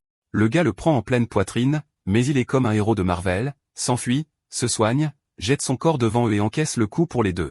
Le problème est que, évidemment, un monstre gigantesque avec une tronçonneuse est apparu. La chose est aussi grande que le bâtiment. Au milieu de tous les débris, tout le monde se cache. Oh, c'est un de ces golems des mers, le même type que notre gars a tué avant qu'il n'explore. Mais Meiji souligne qu'un golem des mers n'attaquerait pas comme ça de son propre chef. C'est probablement un outil ou une arme contrôlée par quelqu'un d'autre. Le protagoniste est d'accord, disant que c'est probablement un type spécial de noble appelé un perturbateur. C'est l'une des classes de production du jeu. Ils n'ont pas de compétences de combat, mais ils peuvent créer des golems géants, et c'est comme ça qu'ils se battent. Le problème est que ces choses sont rares, surtout une aussi forte, comme on peut s'y attendre du nombre de niveaux élite. William comprend. Une unité d'ombre plus forte attaque cet endroit, et à ce moment-là, une autre boule de démolition arrive en volant sur tout le monde, suivie d'un coup de tronçonneuse qui les force tous à s'abaisser. Shizuya dit qu'ils devront battre en retraite car le terrain ici est terrible pour eux. Il active une posture défensive, lève son bouclier et encaisse réellement le coup de tronçonneuse en pleine poitrine. Meiji avertit qu'il ne pourra pas tenir longtemps et dit à tout le monde qu'il a profité de l'occasion pour s'échapper. Voyant tout le monde partir, notre gars sait qu'il est temps de tout donner. La tronçonneuse arrive pour un autre coup, mais cette fois, il glisse juste à l'étage inférieur. Le monstre fait tourner ses boules de démolition partout, mais notre gars tire alors une flèche qui frôle son oreille. La créature ne semble pas s'en soucier beaucoup, continue de balancer les boules de démolition et de traîner la tronçonneuse à travers le bâtiment. Notre gars invoque un petit bouclier et l'utilise comme une planche. En bas, le reste du groupe reste là comme des idiots, disant qu'ils devraient probablement courir maintenant. Mais il dit qu'il n'y a aucun moyen que cette chose les laisse partir. Le seul choix est de le neutraliser ici et maintenant. Il appelle Meiji à l'aide, disant qu'il aura besoin de son soutien. Au moins, William ordonne aux autres d'aider aussi. Et bien sûr, ce salaud de Ashida est fou, disant que le gamin ne devrait pas donner d'ordre de soutien. Il va leur montrer comment faire. Il dit à tout le monde de reculer et lance un sort d'explosion. Évidemment, le protagoniste était toujours là et finit carbonisé. Meiji lui demande ce qu'il fout, et il invente une excuse, disant que le gamin bouge tellement qu'il ne peut même pas viser correctement. Puis il le prend par le col, disant que Shizuya est leur seul espoir, il gâche leur chance de victoire. Pendant qu'il est derrière à lancer ses sorts bâclés, l'autre est devant à risquer sa vie. Je ne comprends toujours pas comment ce type n'est pas encore mort. Honnêtement, on peut juste le tuer, s'il vous plaît? Et cette pauvre gamine, toute son histoire tragique juste pour prendre une flèche dans la poitrine et mourir. Pendant que ce salaud a été une plaie pendant 3 chapitres d'affilée, le golem charge, frappe le sol, et encore une fois, Shizuya esquive, réalisant que sa puissance destructrice est folle. C'est là que Meiji jette une petite botte à notre garçon, un boost de vitesse. Une autre attaque arrive, mais cette fois, Shizuya semble disparaître, réapparaissant sur le bras du boss. En même temps, il active un fragment de son livre de magie, tirant 3 boules de feu en plein dans sa face. Le monstre, qui agit comme si de rien n'était, fait tourner son bras au-dessus de la tronçonneuse pour se frapper avec une boule de démolition. Mais Shizuya sent qu'il est maintenant à la distance parfaite et active une frappe de mana rapide qui perce enfin l'intérieur du casque. La chose trébuche, traverse un mur et s'effondre au sol. Pourtant, le protagoniste sait que ce n'est pas son vrai point faible. Il invoque un arc, utilise un tir technique, en fait son barrage, et avec ça, la créature semble enfin mourir. Alors qu'il se demande s'il se rapproche de sa force dans le jeu, les idiots autour de lui tremblent, stupéfaits qu'il ait vaincu le monstre seul. Pendant que son ami loue son bon travail, notre gars est visiblement plus intéressé par le butin. Il active l'omniscience et l'omnipotence pour voler les capacités d'un monstre une fois de plus. Les autres le préviennent d'être prudent, disant que le contact avec le pouvoir de la créature est dangereux. Tout de suite, il réalise qu'il est probablement le seul à pouvoir manipuler ces éléments. Le reste du groupe arrive, et il semble que tout le monde s'en soit sorti sans trop de problèmes. Un peu plus tard, Meiji explique comment tout est arrivé. Tout a commencé le jour où les ombres ont envahi. Le groupe de William a vite compris qu'il y avait un lien entre ces monstres et le jeu Azurland. Ce même jour, ils ont lancé le projet Prométhée pour étourdir les ombres. Mince, ces gars agissent vite. Avec la coopération militaire, ils ont réussi à capturer des ombres et à transplanter des parties d'ailes dans des gens. Sérieusement, leur GPT de l'ombre a dû tourner à plein régime pour tout traiter si vite, mais ça a été si rapide que tous ceux qui ont reçu la greffe sont morts en 24 heures. Immédiatement après, ils ont essayé de transplanter dans des créatures plus résistantes, comme les baleines et les tortues, et ça a semblé marcher. Une fois que le circuit fonctionnait chez une tortue, on pouvait prendre cette version fonctionnelle et la mettre dans un humain. Le problème, c'est que dans cette méthode, les circuits étaient défectueux et avaient beaucoup moins de puissance. Notre protagoniste fait remarquer l'évidence. Même avec 2 semaines de préavis pour se préparer, tout ça est arrivé bien trop vite. Meiji est d'accord mais dit qu'il n'en a aucune idée. La seule chose qui lui est arrivée, c'est qu'il a eu la chance de recevoir l'une des greffes qui fonctionnait, mais il ne sait rien de plus. Il a demandé la force de notre garçon, et Shizuya dit que tout ce qu'il peut vraiment faire, c'est absorber les objets lâchés. Évidemment, il ne va pas parler à son ami de l'omniscience et de l'omnipotence. Meiji dit qu'il est clairement chanceux, quelqu'un de vraiment spécial. Jusqu'à présent, il n'a rencontré personne d'autre qui puisse équiper des circuits comme dans le jeu. C'est là que notre garçon révèle que, comme dans le jeu, quand il équipe un objet qui appartenait à quelqu'un d'autre, il est chassé pendant 7 jours. En entendant ça, Meiji demande si c'est pour ça qu'il a rejoint Sim, et Shizuya dit oui. Puisqu'il va être chassé, c'est mieux d'avoir des gens autour de lui. Dans le jeu, en théorie, des informations sur le monde étaient cachées par la compagnie dans cette tour. Et puisqu'ils attaquent Ritsu maintenant, ils ont probablement des informations importantes pour l'humanité qu'ils veulent garder secrètes. Meiji dit que dans ce cas, il vaut mieux qu'il rentre. Mais Shizuya veut savoir s'il pense vraiment que ça vaut le coup de risquer sa vie pour le même groupe. Meiji rit, disant qu'il est surestimé. Dans le jeu, il n'est devenu célèbre que grâce à notre garçon. En réalité, c'est juste un gars normal et travailleur. Rien de spécial chez lui. Le fait qu'il ait réussi à obtenir cette place dans le même groupe est déjà un rêve devenu réalité pour lui. Quand il retourne au groupe, Ashira est assis là et dit « Enfin, la racaille s'est réveillée ». Mais son ami dit immédiatement au salaud de se taire, disant qu'il ne fait qu'entraver la mission et apporter la honte. Tout le monde se dispute jusqu'à ce que William leur dise de se taire. Il répond à un appel, semble être d'accord avec quelque chose, puis leur dit de se détendre. L'opération se déroule parfaitement. Ils achèveront le sacrifice avant d'atteindre l'aîné, ne surprenant absolument personne. Ce type a clairement un lien avec les ombres. Au sommet d'un bâtiment, notre protagoniste observe la ville et dit qu'il ne voit rien de suspect. On dirait qu'il y a des gens qui vivent ici, mais personne ne veut allumer les lumières et attirer l'attention. William est satisfait, disant qu'au moins il ne semble pas être en danger. Il est temps pour eux de s'enfoncer plus profondément dans Ritsan. Alors qu'ils s'approchent, une femme observe depuis une fenêtre. Plutôt grande, elle dit que des rats semblent arriver. Dès qu'ils entrent, il y a 2 chemins différents. Et bien sûr, comme toute équipe intelligente, ils vont se séparer. Un groupe pour mourir, l'autre, les protagonistes, pour vivre. Au moment où ils atteignent le 5e étage, rien d'étrange n'a été trouvé. L'équipe de Meiji est déjà au 20e étage, mais c'est vide aussi. Ashira se plaint à Meiji, disant qu'il devrait juste aller au dernier étage. Clairement, il n'y a rien dans ces pièces. Meiji lui dit que s'il veut faire ça, il devrait en parler au capitaine car il ne prendra pas cette responsabilité lui-même. Mais Ashida, en colère, le gifle et dit qu'il utilise le boss comme une sorte de menace. Juste à ce moment-là, ils ont remarqué que lorsque le téléphone touchait le sol, il commençait à faire des étincelles. Quelque chose interfère avec leur communication. Le protagoniste et le reste de son groupe sont au 26e étage. Il dit qu'il entend un son étrange venant de derrière une porte. Tous les autres disent ne rien entendre, mais notre homme insiste, il dirait la voix de Maggie. William dit que les murs sont fins, c'est logique qu'il puisse entendre. Mais le protagoniste frappe dessus et dit qu'il ressemble à du béton. Ça n'a pas de sens. De plus, dans un bâtiment normal, les étages devraient faire 3 mètres, mais ici, c'est seulement environ 2 mètres et demi. Et quand il est passé par l'escalier plus tôt, ces étages faisaient bien 3 mètres. William lui demande s'il suggère qu'il y a une sorte d'espace vide. Il ordonne immédiatement à quelqu'un de contacter Sato, mais bien sûr, leurs communications sont coupées.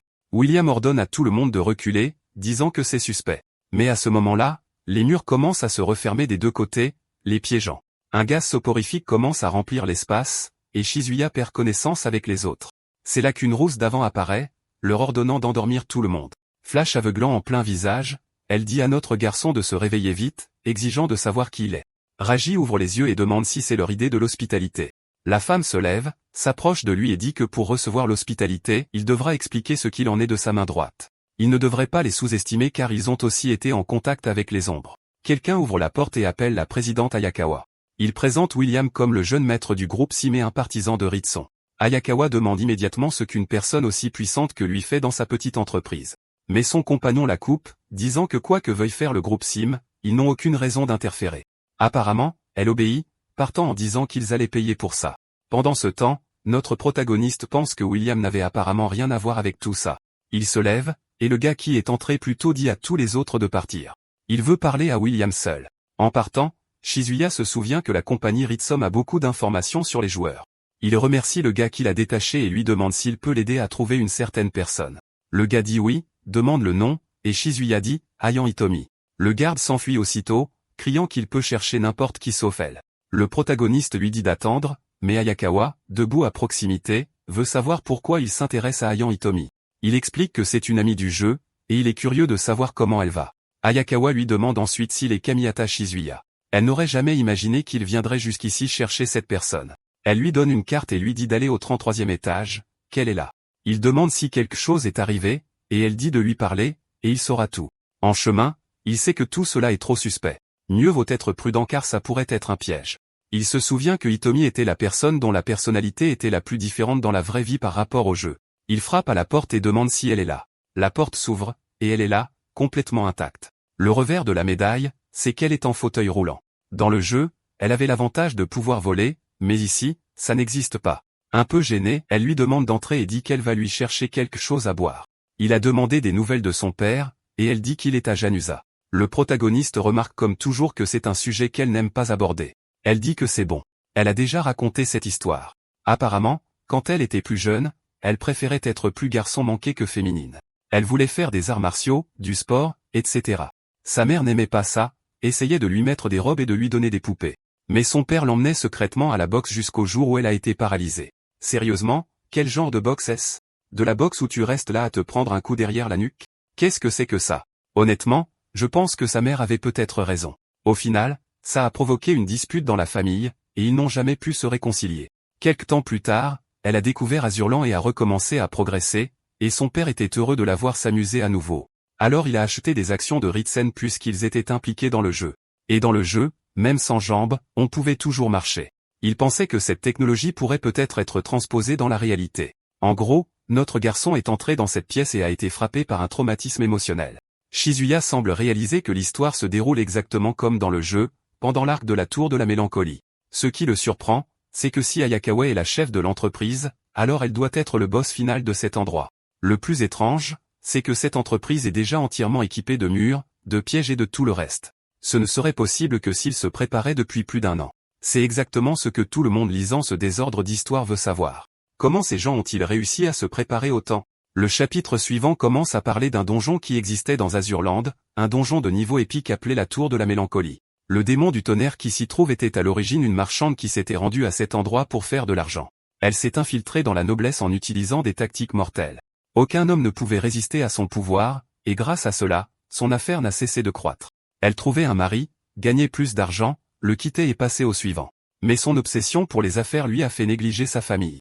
Et, évidemment, en étant impliquée avec tant d'hommes, elle a aussi eu des enfants. Malheureusement, sa fille a contracté une maladie mortelle, et elle a dû engager un mage pour l'aider. Mais le mage était en fait un démon, qui a gagné et lui a donné tout le soutien dont il avait besoin pour utiliser sa magie. Au final, cependant, il s'est avéré que c'était un portail qui a fait venir une vague de démons, et l'endroit a été détruit. Sachant tout ça, Shizuya essaie de trouver quel groupe de marchands de leur monde pourrait correspondre à cette histoire.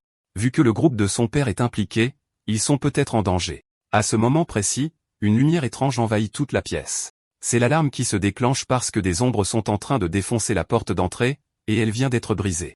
Immédiatement, notre gars dit que les créatures arrivent et qu'ils vont devoir s'échapper.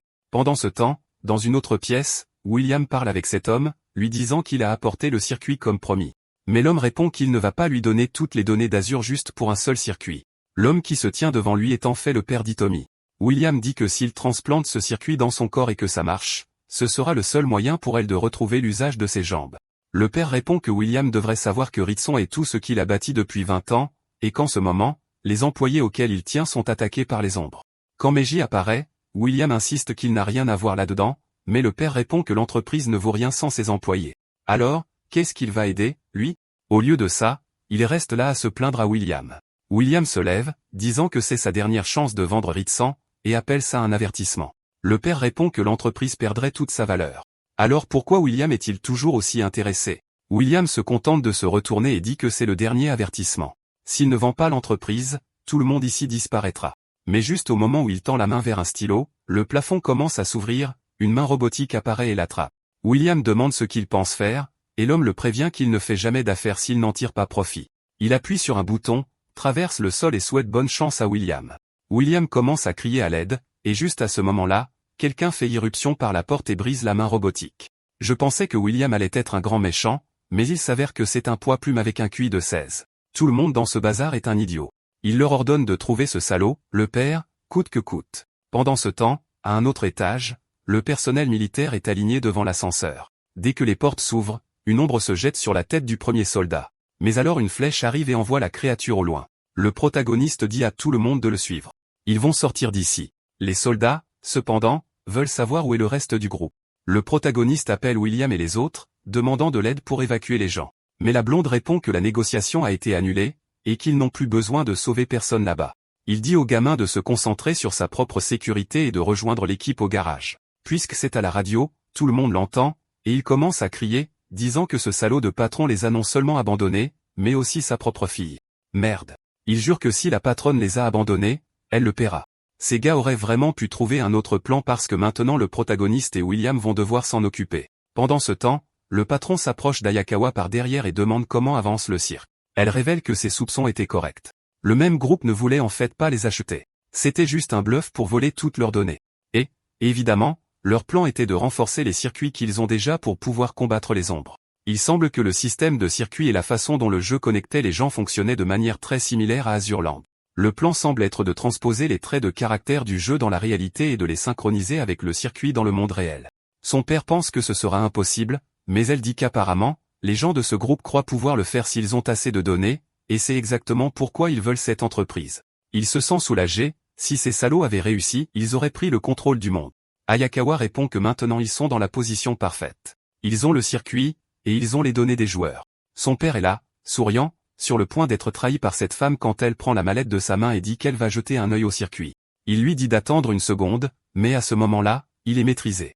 Il demande à Ayakawa ce qu'elle pense faire, et elle répond qu'après tous les problèmes qu'elle a eus, il n'est pas question que cette fille incompétente de lui en profite. Pendant ce temps, aux étages inférieurs, des ombres de bas niveau essaient d'avancer, mais le gars tire surtout avec son pistolet. Il se plaint que l'ascenseur est dangereux et dit à tout le monde de courir vers les escaliers. En voyant ça, William dit à Hitomi qu'il a fait sa part. Maintenant, c'est son tour. Tout le monde devrait être emmené dans la pièce secrète. Elle doit aussi être curieuse de savoir ce qu'il y a dans cet endroit qui a fait que son père l'a abandonné comme ça. Pendant ce temps, dans la pièce qui doit être la pièce secrète, son père dit à Ayakawa d'arrêter, mais elle répond simplement qu'elle n'est plus sa subordonnée. Le système annonce que quelque chose est en cours d'installation, et elle sourit, disant qu'elle est sur le point de devenir une joueuse. Mais alors un message apparaît disant qu'aucune information n'a été trouvée. Elle ne comprend pas pourquoi jusqu'à ce que son père lui dise d'un air suffisant qu'il avait déjà extrait les données avant de les remettre. À ce moment-là, Ayakawa réalise que le salaud s'était méfié d'elle depuis le début. Il lui dit qu'il semble qu'il a eu raison de se méfier d'elle puisqu'elle l'a trahi. Il va dégainer son arme, mais elle dégaine la première et tire une série de coups sur lui. Bien sûr, le bruit attire l'attention des ombres à l'extérieur. Il dit à Ayakawa d'arrêter d'être folle, l'avertissant qu'à ce rythme, ils finiront tous les deux morts. Il sort aussi son arme, mais juste à ce moment-là, le mur derrière elle explose. Un archer, celui qui a défoncé le mur, tire une deuxième flèche qui lui transperce le corps. Elle s'effondre instantanément. Son père dégaine son arme et tire, mais cela ne fait rien à leur armure. Il crie aux créatures de ne pas s'approcher, non pas qu'elles écouteraient. Au moins, quelque chose semble les viser. Il demande ce qu'ils pensent faire, et un des archers tire une flèche vers le plafond, passant juste derrière le protagoniste et son équipe. Dans sa mémoire, il se tourne et voit le monstre imposant, le dos tourné, s'approchant pour tuer son père. Le pauvre homme vide son chargeur mais ça ne fait rien. Mais juste à ce moment-là, le protagoniste tombe d'en haut, pendant que l'homme pleure de désespoir, pensant que c'est la fin pour lui. Il a de la chance que notre gars, au lieu de viser le coup, frappe l'épée pour rediriger l'attaque, le sauvant. Ces créatures sont des monstres d'élite entre le niveau 20 et 30. Meiji ordonne à notre gars, qui charge, disant qu'il va protéger l'homme. Meiji utilise des capacités de chaîne pour aider pendant que notre gars se retrouve entre les deux ennemis. Le chevalier est immobilisé par les chaînes, et notre gars abat ce qui semble être l'archer. Mais Meiji se fait attaquer. Il lève une barrière à temps. Le protagoniste bondit, active cette attaque du lion, et tourne derrière le chevalier, le frappant et le faisant tomber instantanément. Meiji pousse un soupir de soulagement, disant que comparé à ce qu'ils ont affronté dans le jeu, c'était en fait facile en théorie. À ce moment, quelqu'un appelle Janusa, le père de Hitomi. C'est William qui dit qu'apparemment Janusa avait tout planifié depuis le début. Janusa semble vraiment heureux que tout le monde aille bien. Il se précipite vers sa fille, lui disant qu'il a obtenu les informations pour qu'elle puisse remarcher. Maintenant, tout prend son sens. Dans le jeu, il y avait cette femme avec une fille malade qu'elle voulait guérir, et ici nous avons un père malade qui essaie de guérir sa fille. Pour une raison quelconque, je ne fais le lien que maintenant. Vous vous demandez peut-être s'il ne devrait pas récupérer le circuit, mais William dit que c'est bon. Ils auront d'autres chances plus tard. Cependant, dit que c'est bon. Quelqu'un d'autre devrait l'utiliser. Son père la supplie de ne pas dire ça. Il a fait tout ça pour elle, mais elle pleure en disant que cette chose ne l'aidera pas maintenant que sa mère est déjà partie.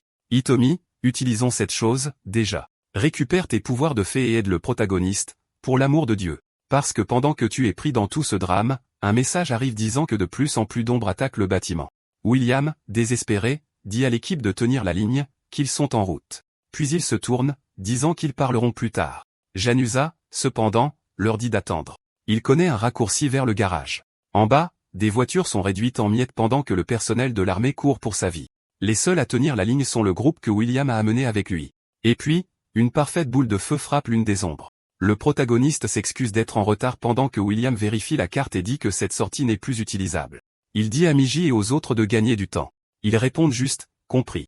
Mais alors un autre soldat arrive en courant pour signaler que la sortie B a aussi été scellée.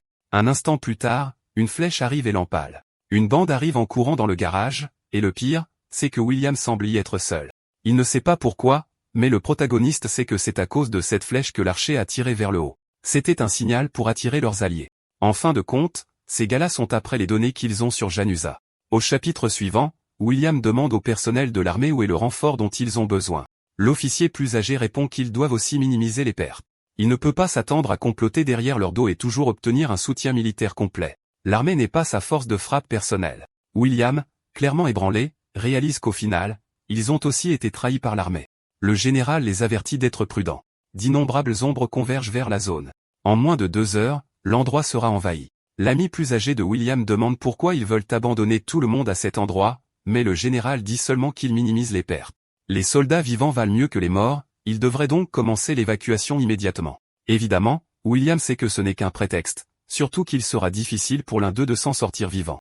Pourtant, sans meilleure option, il dit au groupe de le protéger et de commencer à ouvrir un chemin vers la sortie B. C'est par là que tout le monde devra s'échapper. Tout le monde est d'accord, et Ashita lance un barrage de feu pour essayer d'ouvrir le chemin, disant qu'il s'occupera lui-même de ses ennemis. 2 ombres avancent, mais leurs expressions changent instantanément. Heureusement, Meiji a toujours sa barrière surpuissante. Comme toujours, il attrape Ashita par le col, lui disant d'arrêter d'être un idiot et de rompre la formation. Le protagoniste invoque une tempête de foudre et active la bannière du courage.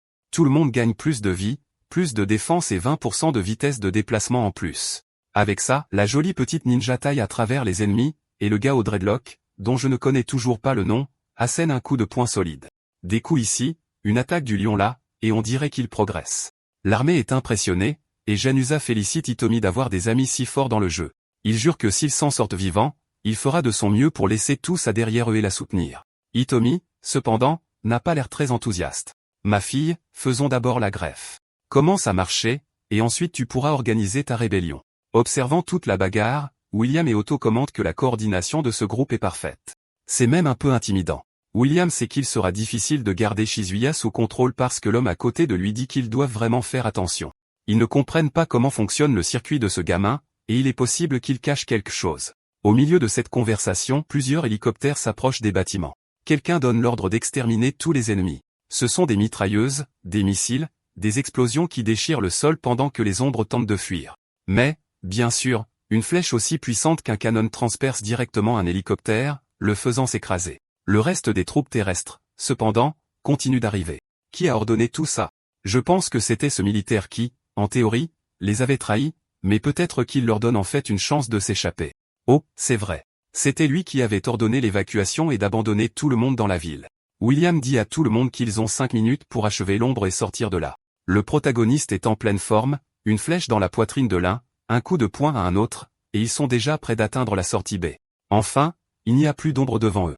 J'ai parlé trop vite. Soudain, un mage en robe verte apparaît, clairement pas un monstre ordinaire. Shizuya trouve ça très étrange qu'un mage descende au niveau du sol. La créature lève aussitôt son bâton et une pluie de boules de feu s'abat. Le parking entier explose. Il prévient tout le monde d'être prudent. Le monstre essaie de tout embraser. Il traverse le barrage et tire un coup sur l'ennemi. Mais en un instant, la créature semble disparaître. Et, bien sûr, dans un parking rempli de voitures qui explosent et de boules de feu partout, l'essence se répand. L'ennemi tire une flèche droit dessus. Sans autre choix, le protagoniste active le coup du lion et se jette sur la trajectoire de l'attaque, la coupant en deux ou quelque chose d'approchant. Le bâtiment commence à s'effondrer. Son père porte sa fille. Tout le monde court. La fumée s'échappe de partout, et ils finissent par sortir. Les soldats leur disent de bouger vite. Beaucoup de gens sont morts en chemin pour les sauver. Là-dessus, les véhicules commencent à fuir la ville. Gianluca regarde en arrière et voit l'entreprise qu'il a bâtie pendant 20 ans s'effondrer. Les ombres ont vraiment envahi et pris le contrôle de la ville. William lui dit de ne pas s'inquiéter. Tant que le groupe est debout, ils peuvent tout reconstruire. Le père comprend qu'ils veulent juste ces données, mais il n'y a pas le temps de discuter. Une boule de feu s'écrase sur la voiture. C'était trop facile. Évidemment, un autre barrage arrive. L'une des créatures tombe du ciel, et celle-ci est d'un tout autre niveau. Le protagoniste sort de la voiture renversée, hébété, et aperçoit une ombre antique qui approche. Ce qu'il craignait le plus est arrivé. Les soldats tirent, mais c'est comme si le vent frappait la créature, complètement inutile. Le protagoniste hésite, essayant de voir ce que le monstre va faire. Il dégaine son épée et envoie un coup qui tue 4 ou 5 personnes instantanément. Il dit à l'armée de ne pas s'en mêler. Le groupe s'en occupera, et William ne fait absolument rien. Je pensais que ce type serait le genre de leader fort qui se bat, mais apparemment, il ne fait que donner des ordres. Il dit au groupe que le moment de faire ses preuves est arrivé. Meiji dit d'accord, commence à lever son bouclier de mana, mais l'attaque brise instantanément sa magie. Pendant ce temps, Ashuda charge pour tenter une de ses attaques en solo. Le boss pourrait facilement le couper en deux, une modeste faveur qui ne nous dérangerait pas. Mais, malheureusement, il plante juste son épée dans le sol, annulant les boules de feu et le projetant. Le groupe veut foncer imprudemment, mais notre garçon leur dit d'attendre. Foncer sans réfléchir ne marchera pas, il demande ce qu'il doit faire, et il leur dit de retenir le boss le temps que tout le monde évacue. Ils acceptent, et il avance, tirant plusieurs coups de mana rapides. L'ennemi bloque avec son épée, et juste à ce moment, un petit ninja attaque d'un côté. De l'autre vient le combattant au dreadlock avec un coup de poing, et d'en haut, le manieur de grande épée. Mais le boss contre avec un large coup d'épée, envoyant une frappe vers chacun d'eux. Pendant qu'ils retiennent le boss, l'armée se retire avec Hitomi. Son père sourit bien trop, et honnêtement, je ne sais pas comment il est encore en vie. Il a ce look parfait de quelqu'un sur le point de mourir. L'ombre antique semble avoir les yeux rivés sur eux. Le père remarque le regard, et à cet instant, l'ombre fonce vers eux. Tout le monde panique, et le protagoniste apparaît derrière elle, activant le coup du lion, forçant le boss à s'arrêter et à se défendre. Le monstre étend son épée, désignant le protagoniste comme sa cible principale. Ils sont figés dans un regard, comme un duel de western. Et qu'est-ce que c'est? Une ombre antique, niveau 99? Merde. Notre garçon réalise que c'est absurde. S'il l'affronte de front à pleine puissance, il ne tiendra même pas une minute. Peut-être que le meilleur plan est de le distraire et de gagner du temps pour les autres. Il active une capacité dans sa main, soulève un bloc de pierre et le jette sur le boss. Le monstre le tranche facilement en deux, et au milieu de l'explosion, notre garçon est déjà en train de s'enfuir. Le boss le remarque et lui envoie d'autres coups. Il est déjà à l'intérieur d'un bâtiment, mais même ainsi, l'attaque le transperce. Le bâtiment commence à s'effondrer tandis que la ninja aux cuisses épaisses veut se précipiter pour l'aider. Meiji, cependant, lui dit de lui faire confiance. Ashiga, en revanche, est convaincu que si ce gars n'avait aucune chance, tout le monde ici va mourir. Meiji leur dit d'en profiter pour battre en retraite. Shizuya leur fait gagner du temps, mais ils ne veulent pas. En tant que membres de l'armée, ils ne peuvent pas abandonner leurs camarades. PFFF, je pensais que Meiji faisait confiance à notre garçon, mais il est là à penser, quel dommage. Il pensait que le gamin jouerait un rôle bien plus important dans cette histoire. Honnêtement, je pensais qu'il était un ami loyal, mais non. Il a juste laissé notre garçon là et est allé parler au boss. Pendant ce temps, bien sûr, Hitomi veut savoir où est Shizuya. Il lui répond que Shizuya affronte une ombre antique et pourrait ne pas revenir. Janusa dit que dans un monde comme celui-ci, la mort est courante. Mais Hitomi dit hors de question. Ils ne peuvent pas abandonner Shizuya comme ça, et il n'est pas du genre à mourir si facilement. Au moins quelqu'un croit en notre jeune homme. William est apparemment d'accord, non pas qu'il pense que notre jeune homme est si bon, mais parce qu'ils sont encerclés de tous côtés. Il vaut mieux garder le plus de monde en vie possible. Miji demande où est l'armée. Sont-ils abandonnés? Un des soldats essaie de minimiser, disant que d'autres renforts arrivent. Gianlusa, cependant, fait remarquer que tout semble devoir se terminer ici. À ce moment-là, William dit que la solution est que Gianlusa remette le pouvoir qu'il a. En d'autres termes, installer toutes les informations de circuit pour maximiser la force de chacun. Étant donné que c'est leur seul espoir, il n'y a aucune raison qu'ils refusent. Mais tout le monde se tourne vers lui, disant à Gianlusa d'arrêter de ne penser qu'au profit personnel. Après avoir hésité un instant, il crie que c'est bon. Il donnera toutes les données. William le remercie, disant qu'enfin l'humanité aura une chance. Maintenant, il leur faut juste un pilier humain. Janusa lui demande d'expliquer, et William dit que c'est évident. Ils ne savent pas quels seront les effets de ces données, et c'est extrêmement risqué. Lors des tests jusqu'à présent, d'innombrables personnes sont mortes à cause des circuits. C'est pourquoi ils ont besoin d'une personne pour être le sujet. Il veut savoir qui prendra le risque. Oh mon Dieu. Ashira dit qu'il le fera. Dans un monde parfait, il deviendrait fou et mourrait. Dans le monde imparfait, c'est-à-dire à chaque fois, il survivra, deviendra plus fort et sera encore plus agaçant. Étrangement, pourtant, tout le monde semble intéressé. Le gars au dreadlock dit que c'est super cool. Si quelqu'un doit se sacrifier, il veut y participer aussi. La ninja aux cuisses épaisses, qui, soit dit en passant, n'avait pas ses pantalons noirs avant, l'artiste a été nerfé, qui a fait ça? Elle se joint aussi. Maintenant, tout le monde se dispute, même prêt à régler ça avec un pierre-papier-ciseaux. Mais Meiji leur dit à tous de se taire, disant qu'il est le capitaine, donc ce sera lui qui le fera. Ashira, bien sûr, le prend par le col, disant que c'est lui qui devrait y aller. Mais après tous ces allers-retours, l'évidence se produit, Hitomi se porte volontaire. Son argument est simple. Elle est en fauteuil roulant, donc si ça marche, il gagne quelqu'un qui aiderait beaucoup. Si ça ne marche pas, il perd quelqu'un qui, comme elle le dit, n'est de toute façon pas très utile pour le moment. La scène coupe sur le boss qui examine le terrain, grimpe et frappe encore le sol avec son épée. Au milieu des décombres et sous le clair de lune, il regarde en bas et pousse un cri. Apparemment, il cherche notre protagoniste qui s'est faufilé sous terre. Dans toute l'agitation, Janusa dit qu'il n'y a aucun moyen qu'il risque sa fille, mais elle répond que son corps aurait enfin une utilité. Personne ici ne ferait un meilleur pilier humain qu'elle. Les soldats hésitent, ne voulant pas lui faire porter cette responsabilité. Alors quelqu'un dit que c'est faux. C'est le protagoniste qui apparaît, complètement ravagé. William célèbre qu'il soit en vie pendant que Meiji devient tout émotif. Mais pourquoi? Vous l'avez abandonné. Tu es le soigneur qui lève des barrières et tu n'as rien fait. Shizuya dit qu'il n'y a qu'une seule personne qui peut sauver tout le monde ici. À ce moment, il pointe et dit que c'est Janusa lui-même. Il aurait déjà dû réaliser que les ombres le voient comme la cible principale. Le gars dit que ce qu'il dit n'a aucun sens, mais les soldats sont d'accord, disant que depuis qu'ils sont près de lui, les monstres n'ont pas arrêté d'arriver. Le protagoniste dit à tout le monde de se taire. William demande alors pourquoi ce serait Janusa. Shizuya leur dit de se souvenir que le monde est devenu identique au jeu Azura. Dans ce jeu, le but final du joueur est de tuer le boss de la tour. C'est là que ça fait tilt pour William. Le patron de cette entreprise était Janusa, et c'est pourquoi il est la cible. Le truc étrange, c'est que Janusa ne fait pas partie du gouvernement. Il n'est pas fort. Il n'est pas riche. En gros, il n'a rien de spécial. Alors pourquoi lui? Parce que c'est évident. Parce que ce gars porte les informations dont les monstres ont le plus besoin. Et en suivant la logique du jeu, s'il obtient les données, il deviendra le dieu du tonnerre de la région. Janusa recule incrédule, disant que c'est impossible. Mais soudain, il rit follement, disant que c'est ce qu'on appelle le karma. William lui dit de se calmer. L'avenir de toute la ville de Kaju repose maintenant sur ses épaules. Shunuzo commence à se lever et dit, d'accord. Il prendra ses responsabilités puisque la ville a fini comme ça à cause de lui. Il révèle ensuite l'histoire d'un homme qu'il a approché il y a un an, lui proposant d'acheter Azuraland. Il pensait que c'était suspect, mais la somme d'argent était absurde, trop pour refuser. Le protagoniste demande s'il a vendu des informations sur le jeu. Janusa dit oui, parce que c'était beaucoup trop d'argent pour refuser. Au moins, il n'était pas complètement stupide. Il a gardé les informations les plus importantes pour lui seul. Miji demande à quoi ressemblait cette personne. Janusa explique que le gars était déguisé, donc il n'a jamais vu son visage. Et honnêtement, j'ai l'impression que c'était William lui-même déguisé. Je ne sais pas. J'ai juste cette impression. Mijiwa dit que tout ça est peut-être arrivé à cause des données, même si je ne pense pas que ça ait beaucoup de sens. Mais Janusa dit de lui laisser faire.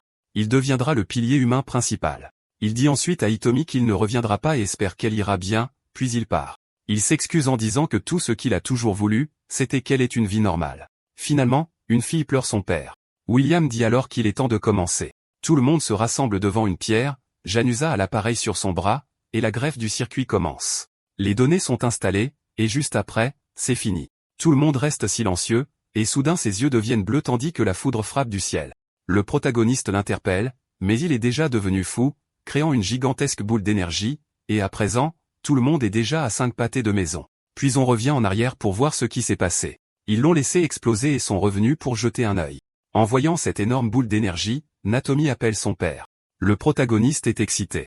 C'était un succès total, et l'homme était devenu le dieu du tonnerre. William le félicite, disant que l'homme avait gravé son nom dans l'histoire. Mais de loin, quelqu'un observe. Une autre de ces ombres implacables est en mouvement, et pas seulement en train de suivre. Elle charge déjà et détruit tout sur son passage. En même temps, William appelle Janusa, qui sort, épuré, il est vraiment devenu le boss final, mais il ressemble plutôt à un ennemi maintenant.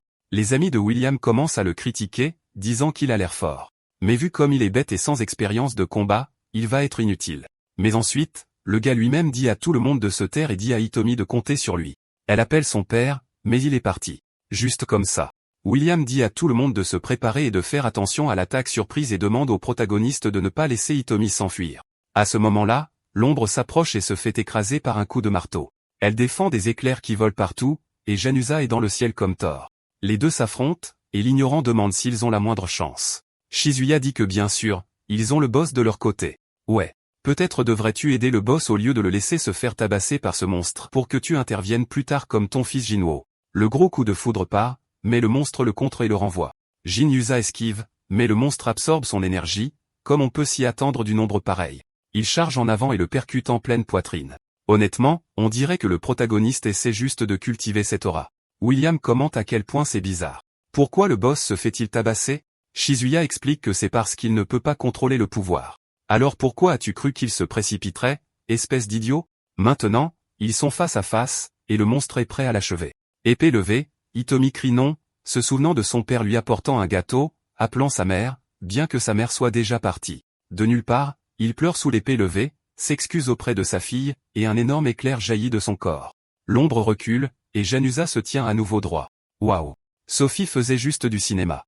Un autre coup de marteau. Cette fois, l'ombre lève son bouclier, mais il se brise instantanément. Le monstre est projeté, et Janusa bondit pour l'achever, provoquant une autre explosion massive et un nuage de fumée s'élevant dans l'air. Le protagoniste se demande quel genre de bagarre intense se passe ici. Le chapitre suivant commence avec un soldat disant que la crise à Keju est terminée. Ils ont gagné. Le gars est-il mort? Mais comme toujours, l'ennemi a changé. William est sur le point de célébrer, mais le soldat dit qu'ils ne seront autorisés à partir que s'ils remettent tout ce qu'ils ont gagné, y compris les personnes qu'il a renforcées et la technologie qu'il a acquise. S'ils le remettent, ils ne quitteront pas la ville. William dit qu'ils n'ont pas besoin de prendre cette voie. Ils pourraient toujours être partenaires. De plus, si le gars veut qu'il emmène Janusa, ça va être délicat. Le soldat lui raccroche au nez. Un ami demande ce qu'ils vont faire, et ils sont tous d'accord qu'il est hors de question de livrer Janusa. Et puis un SM d'hélicoptère arrive. Chaque fois que je vois une scène comme ça, je me dis qu'il n'y a pas moyen que les humains soient aussi stupides. Mais ensuite je me souviens de la réalité et je me dis, oui, il le pourrait. Hitomi, tremblante, se tient là, quand 3 énormes flèches s'enfoncent dans le dos de son père. Shizuya sait immédiatement que ce sont des fléchettes tranquillisantes. Les soldats s'approchent, disant de l'encercler et de le capturer. Elle crie, demandant ce qu'ils essaient de faire à son père, qui vient de sauver Keju City, mais ils répondent seulement qu'ils suivent les ordres. Le protagoniste les avertit qu'il vaudrait mieux qu'ils reculent car Jinusa n'est pas quelqu'un qu'ils peuvent gérer. Mais comme tous les personnages génériques copiés-collés, ils sont impatients de mourir et chargent directement. Bien sûr, Jinusa active sa foudre, leur lance un regard, et le protagoniste lui dit de rester en arrière, mais c'est trop tard. La foudre s'abat sur les hélicoptères. Les pauvres soldats tirent leurs fusils, mais c'est inutile. Ils sortent même le canon, lui tirent une roquette de bazooka dessus, et elle explose contre sa poitrine. Pourtant, bien sûr, il est complètement indemne. Et le voilà, Shad Jianusa, défiant toute l'armée du regard, et clairement, ils ne sont qu'une bande d'idiots parce qu'ils ne font que gaspiller le peu que l'humanité a encore de vrai. La fille veut savoir pourquoi ça arrive. Son père a protégé la ville, mais William explique que pour les militaires, toute entité qu'ils ne peuvent pas contrôler est trop dangereuse pour être laissée en vie. Puis l'ami de William dit qu'ils ont un problème. Le moniteur de circuit montre plusieurs signaux rouges, signifiant que Jinusa commence à perdre le contrôle. C'était déjà une possibilité, et maintenant que les militaires l'attaquent et le forcent à utiliser encore plus de pouvoir, ça ne fait qu'empirer les choses. William dit qu'il n'y a que deux issues possibles. Soit son énergie augmentera au point d'exploser, soit il perdra complètement la tête. Il prévient ensuite le général que s'il ne veut pas une annihilation totale, il ferait mieux d'ordonner une retraite. Mais ces salauds répondent juste qu'ils ne vont pas perdre face à ce petit monstre qu'ils ont créé. L'ami de William est là à dire, général avec un QI de 16, espèce d'idiot. On a déjà perdu un tas de monde. Mais le crétin claque la table et lui dit de se taire. Si on ne peut pas abattre ce monstre, tout le monde va penser que le groupe Sim est celui qui a tué les ombres, et alors les militaires perdront tout leur morale. En d'autres termes, ils essaient juste de cacher la vérité en tirant 500 bazookas sur Jinusa, qui est là avec de l'électricité qui crépite autour de son corps. Pendant qu'Atomi demande au protagoniste ce qui se passe, il réalise que Jinusa subit une autre transformation.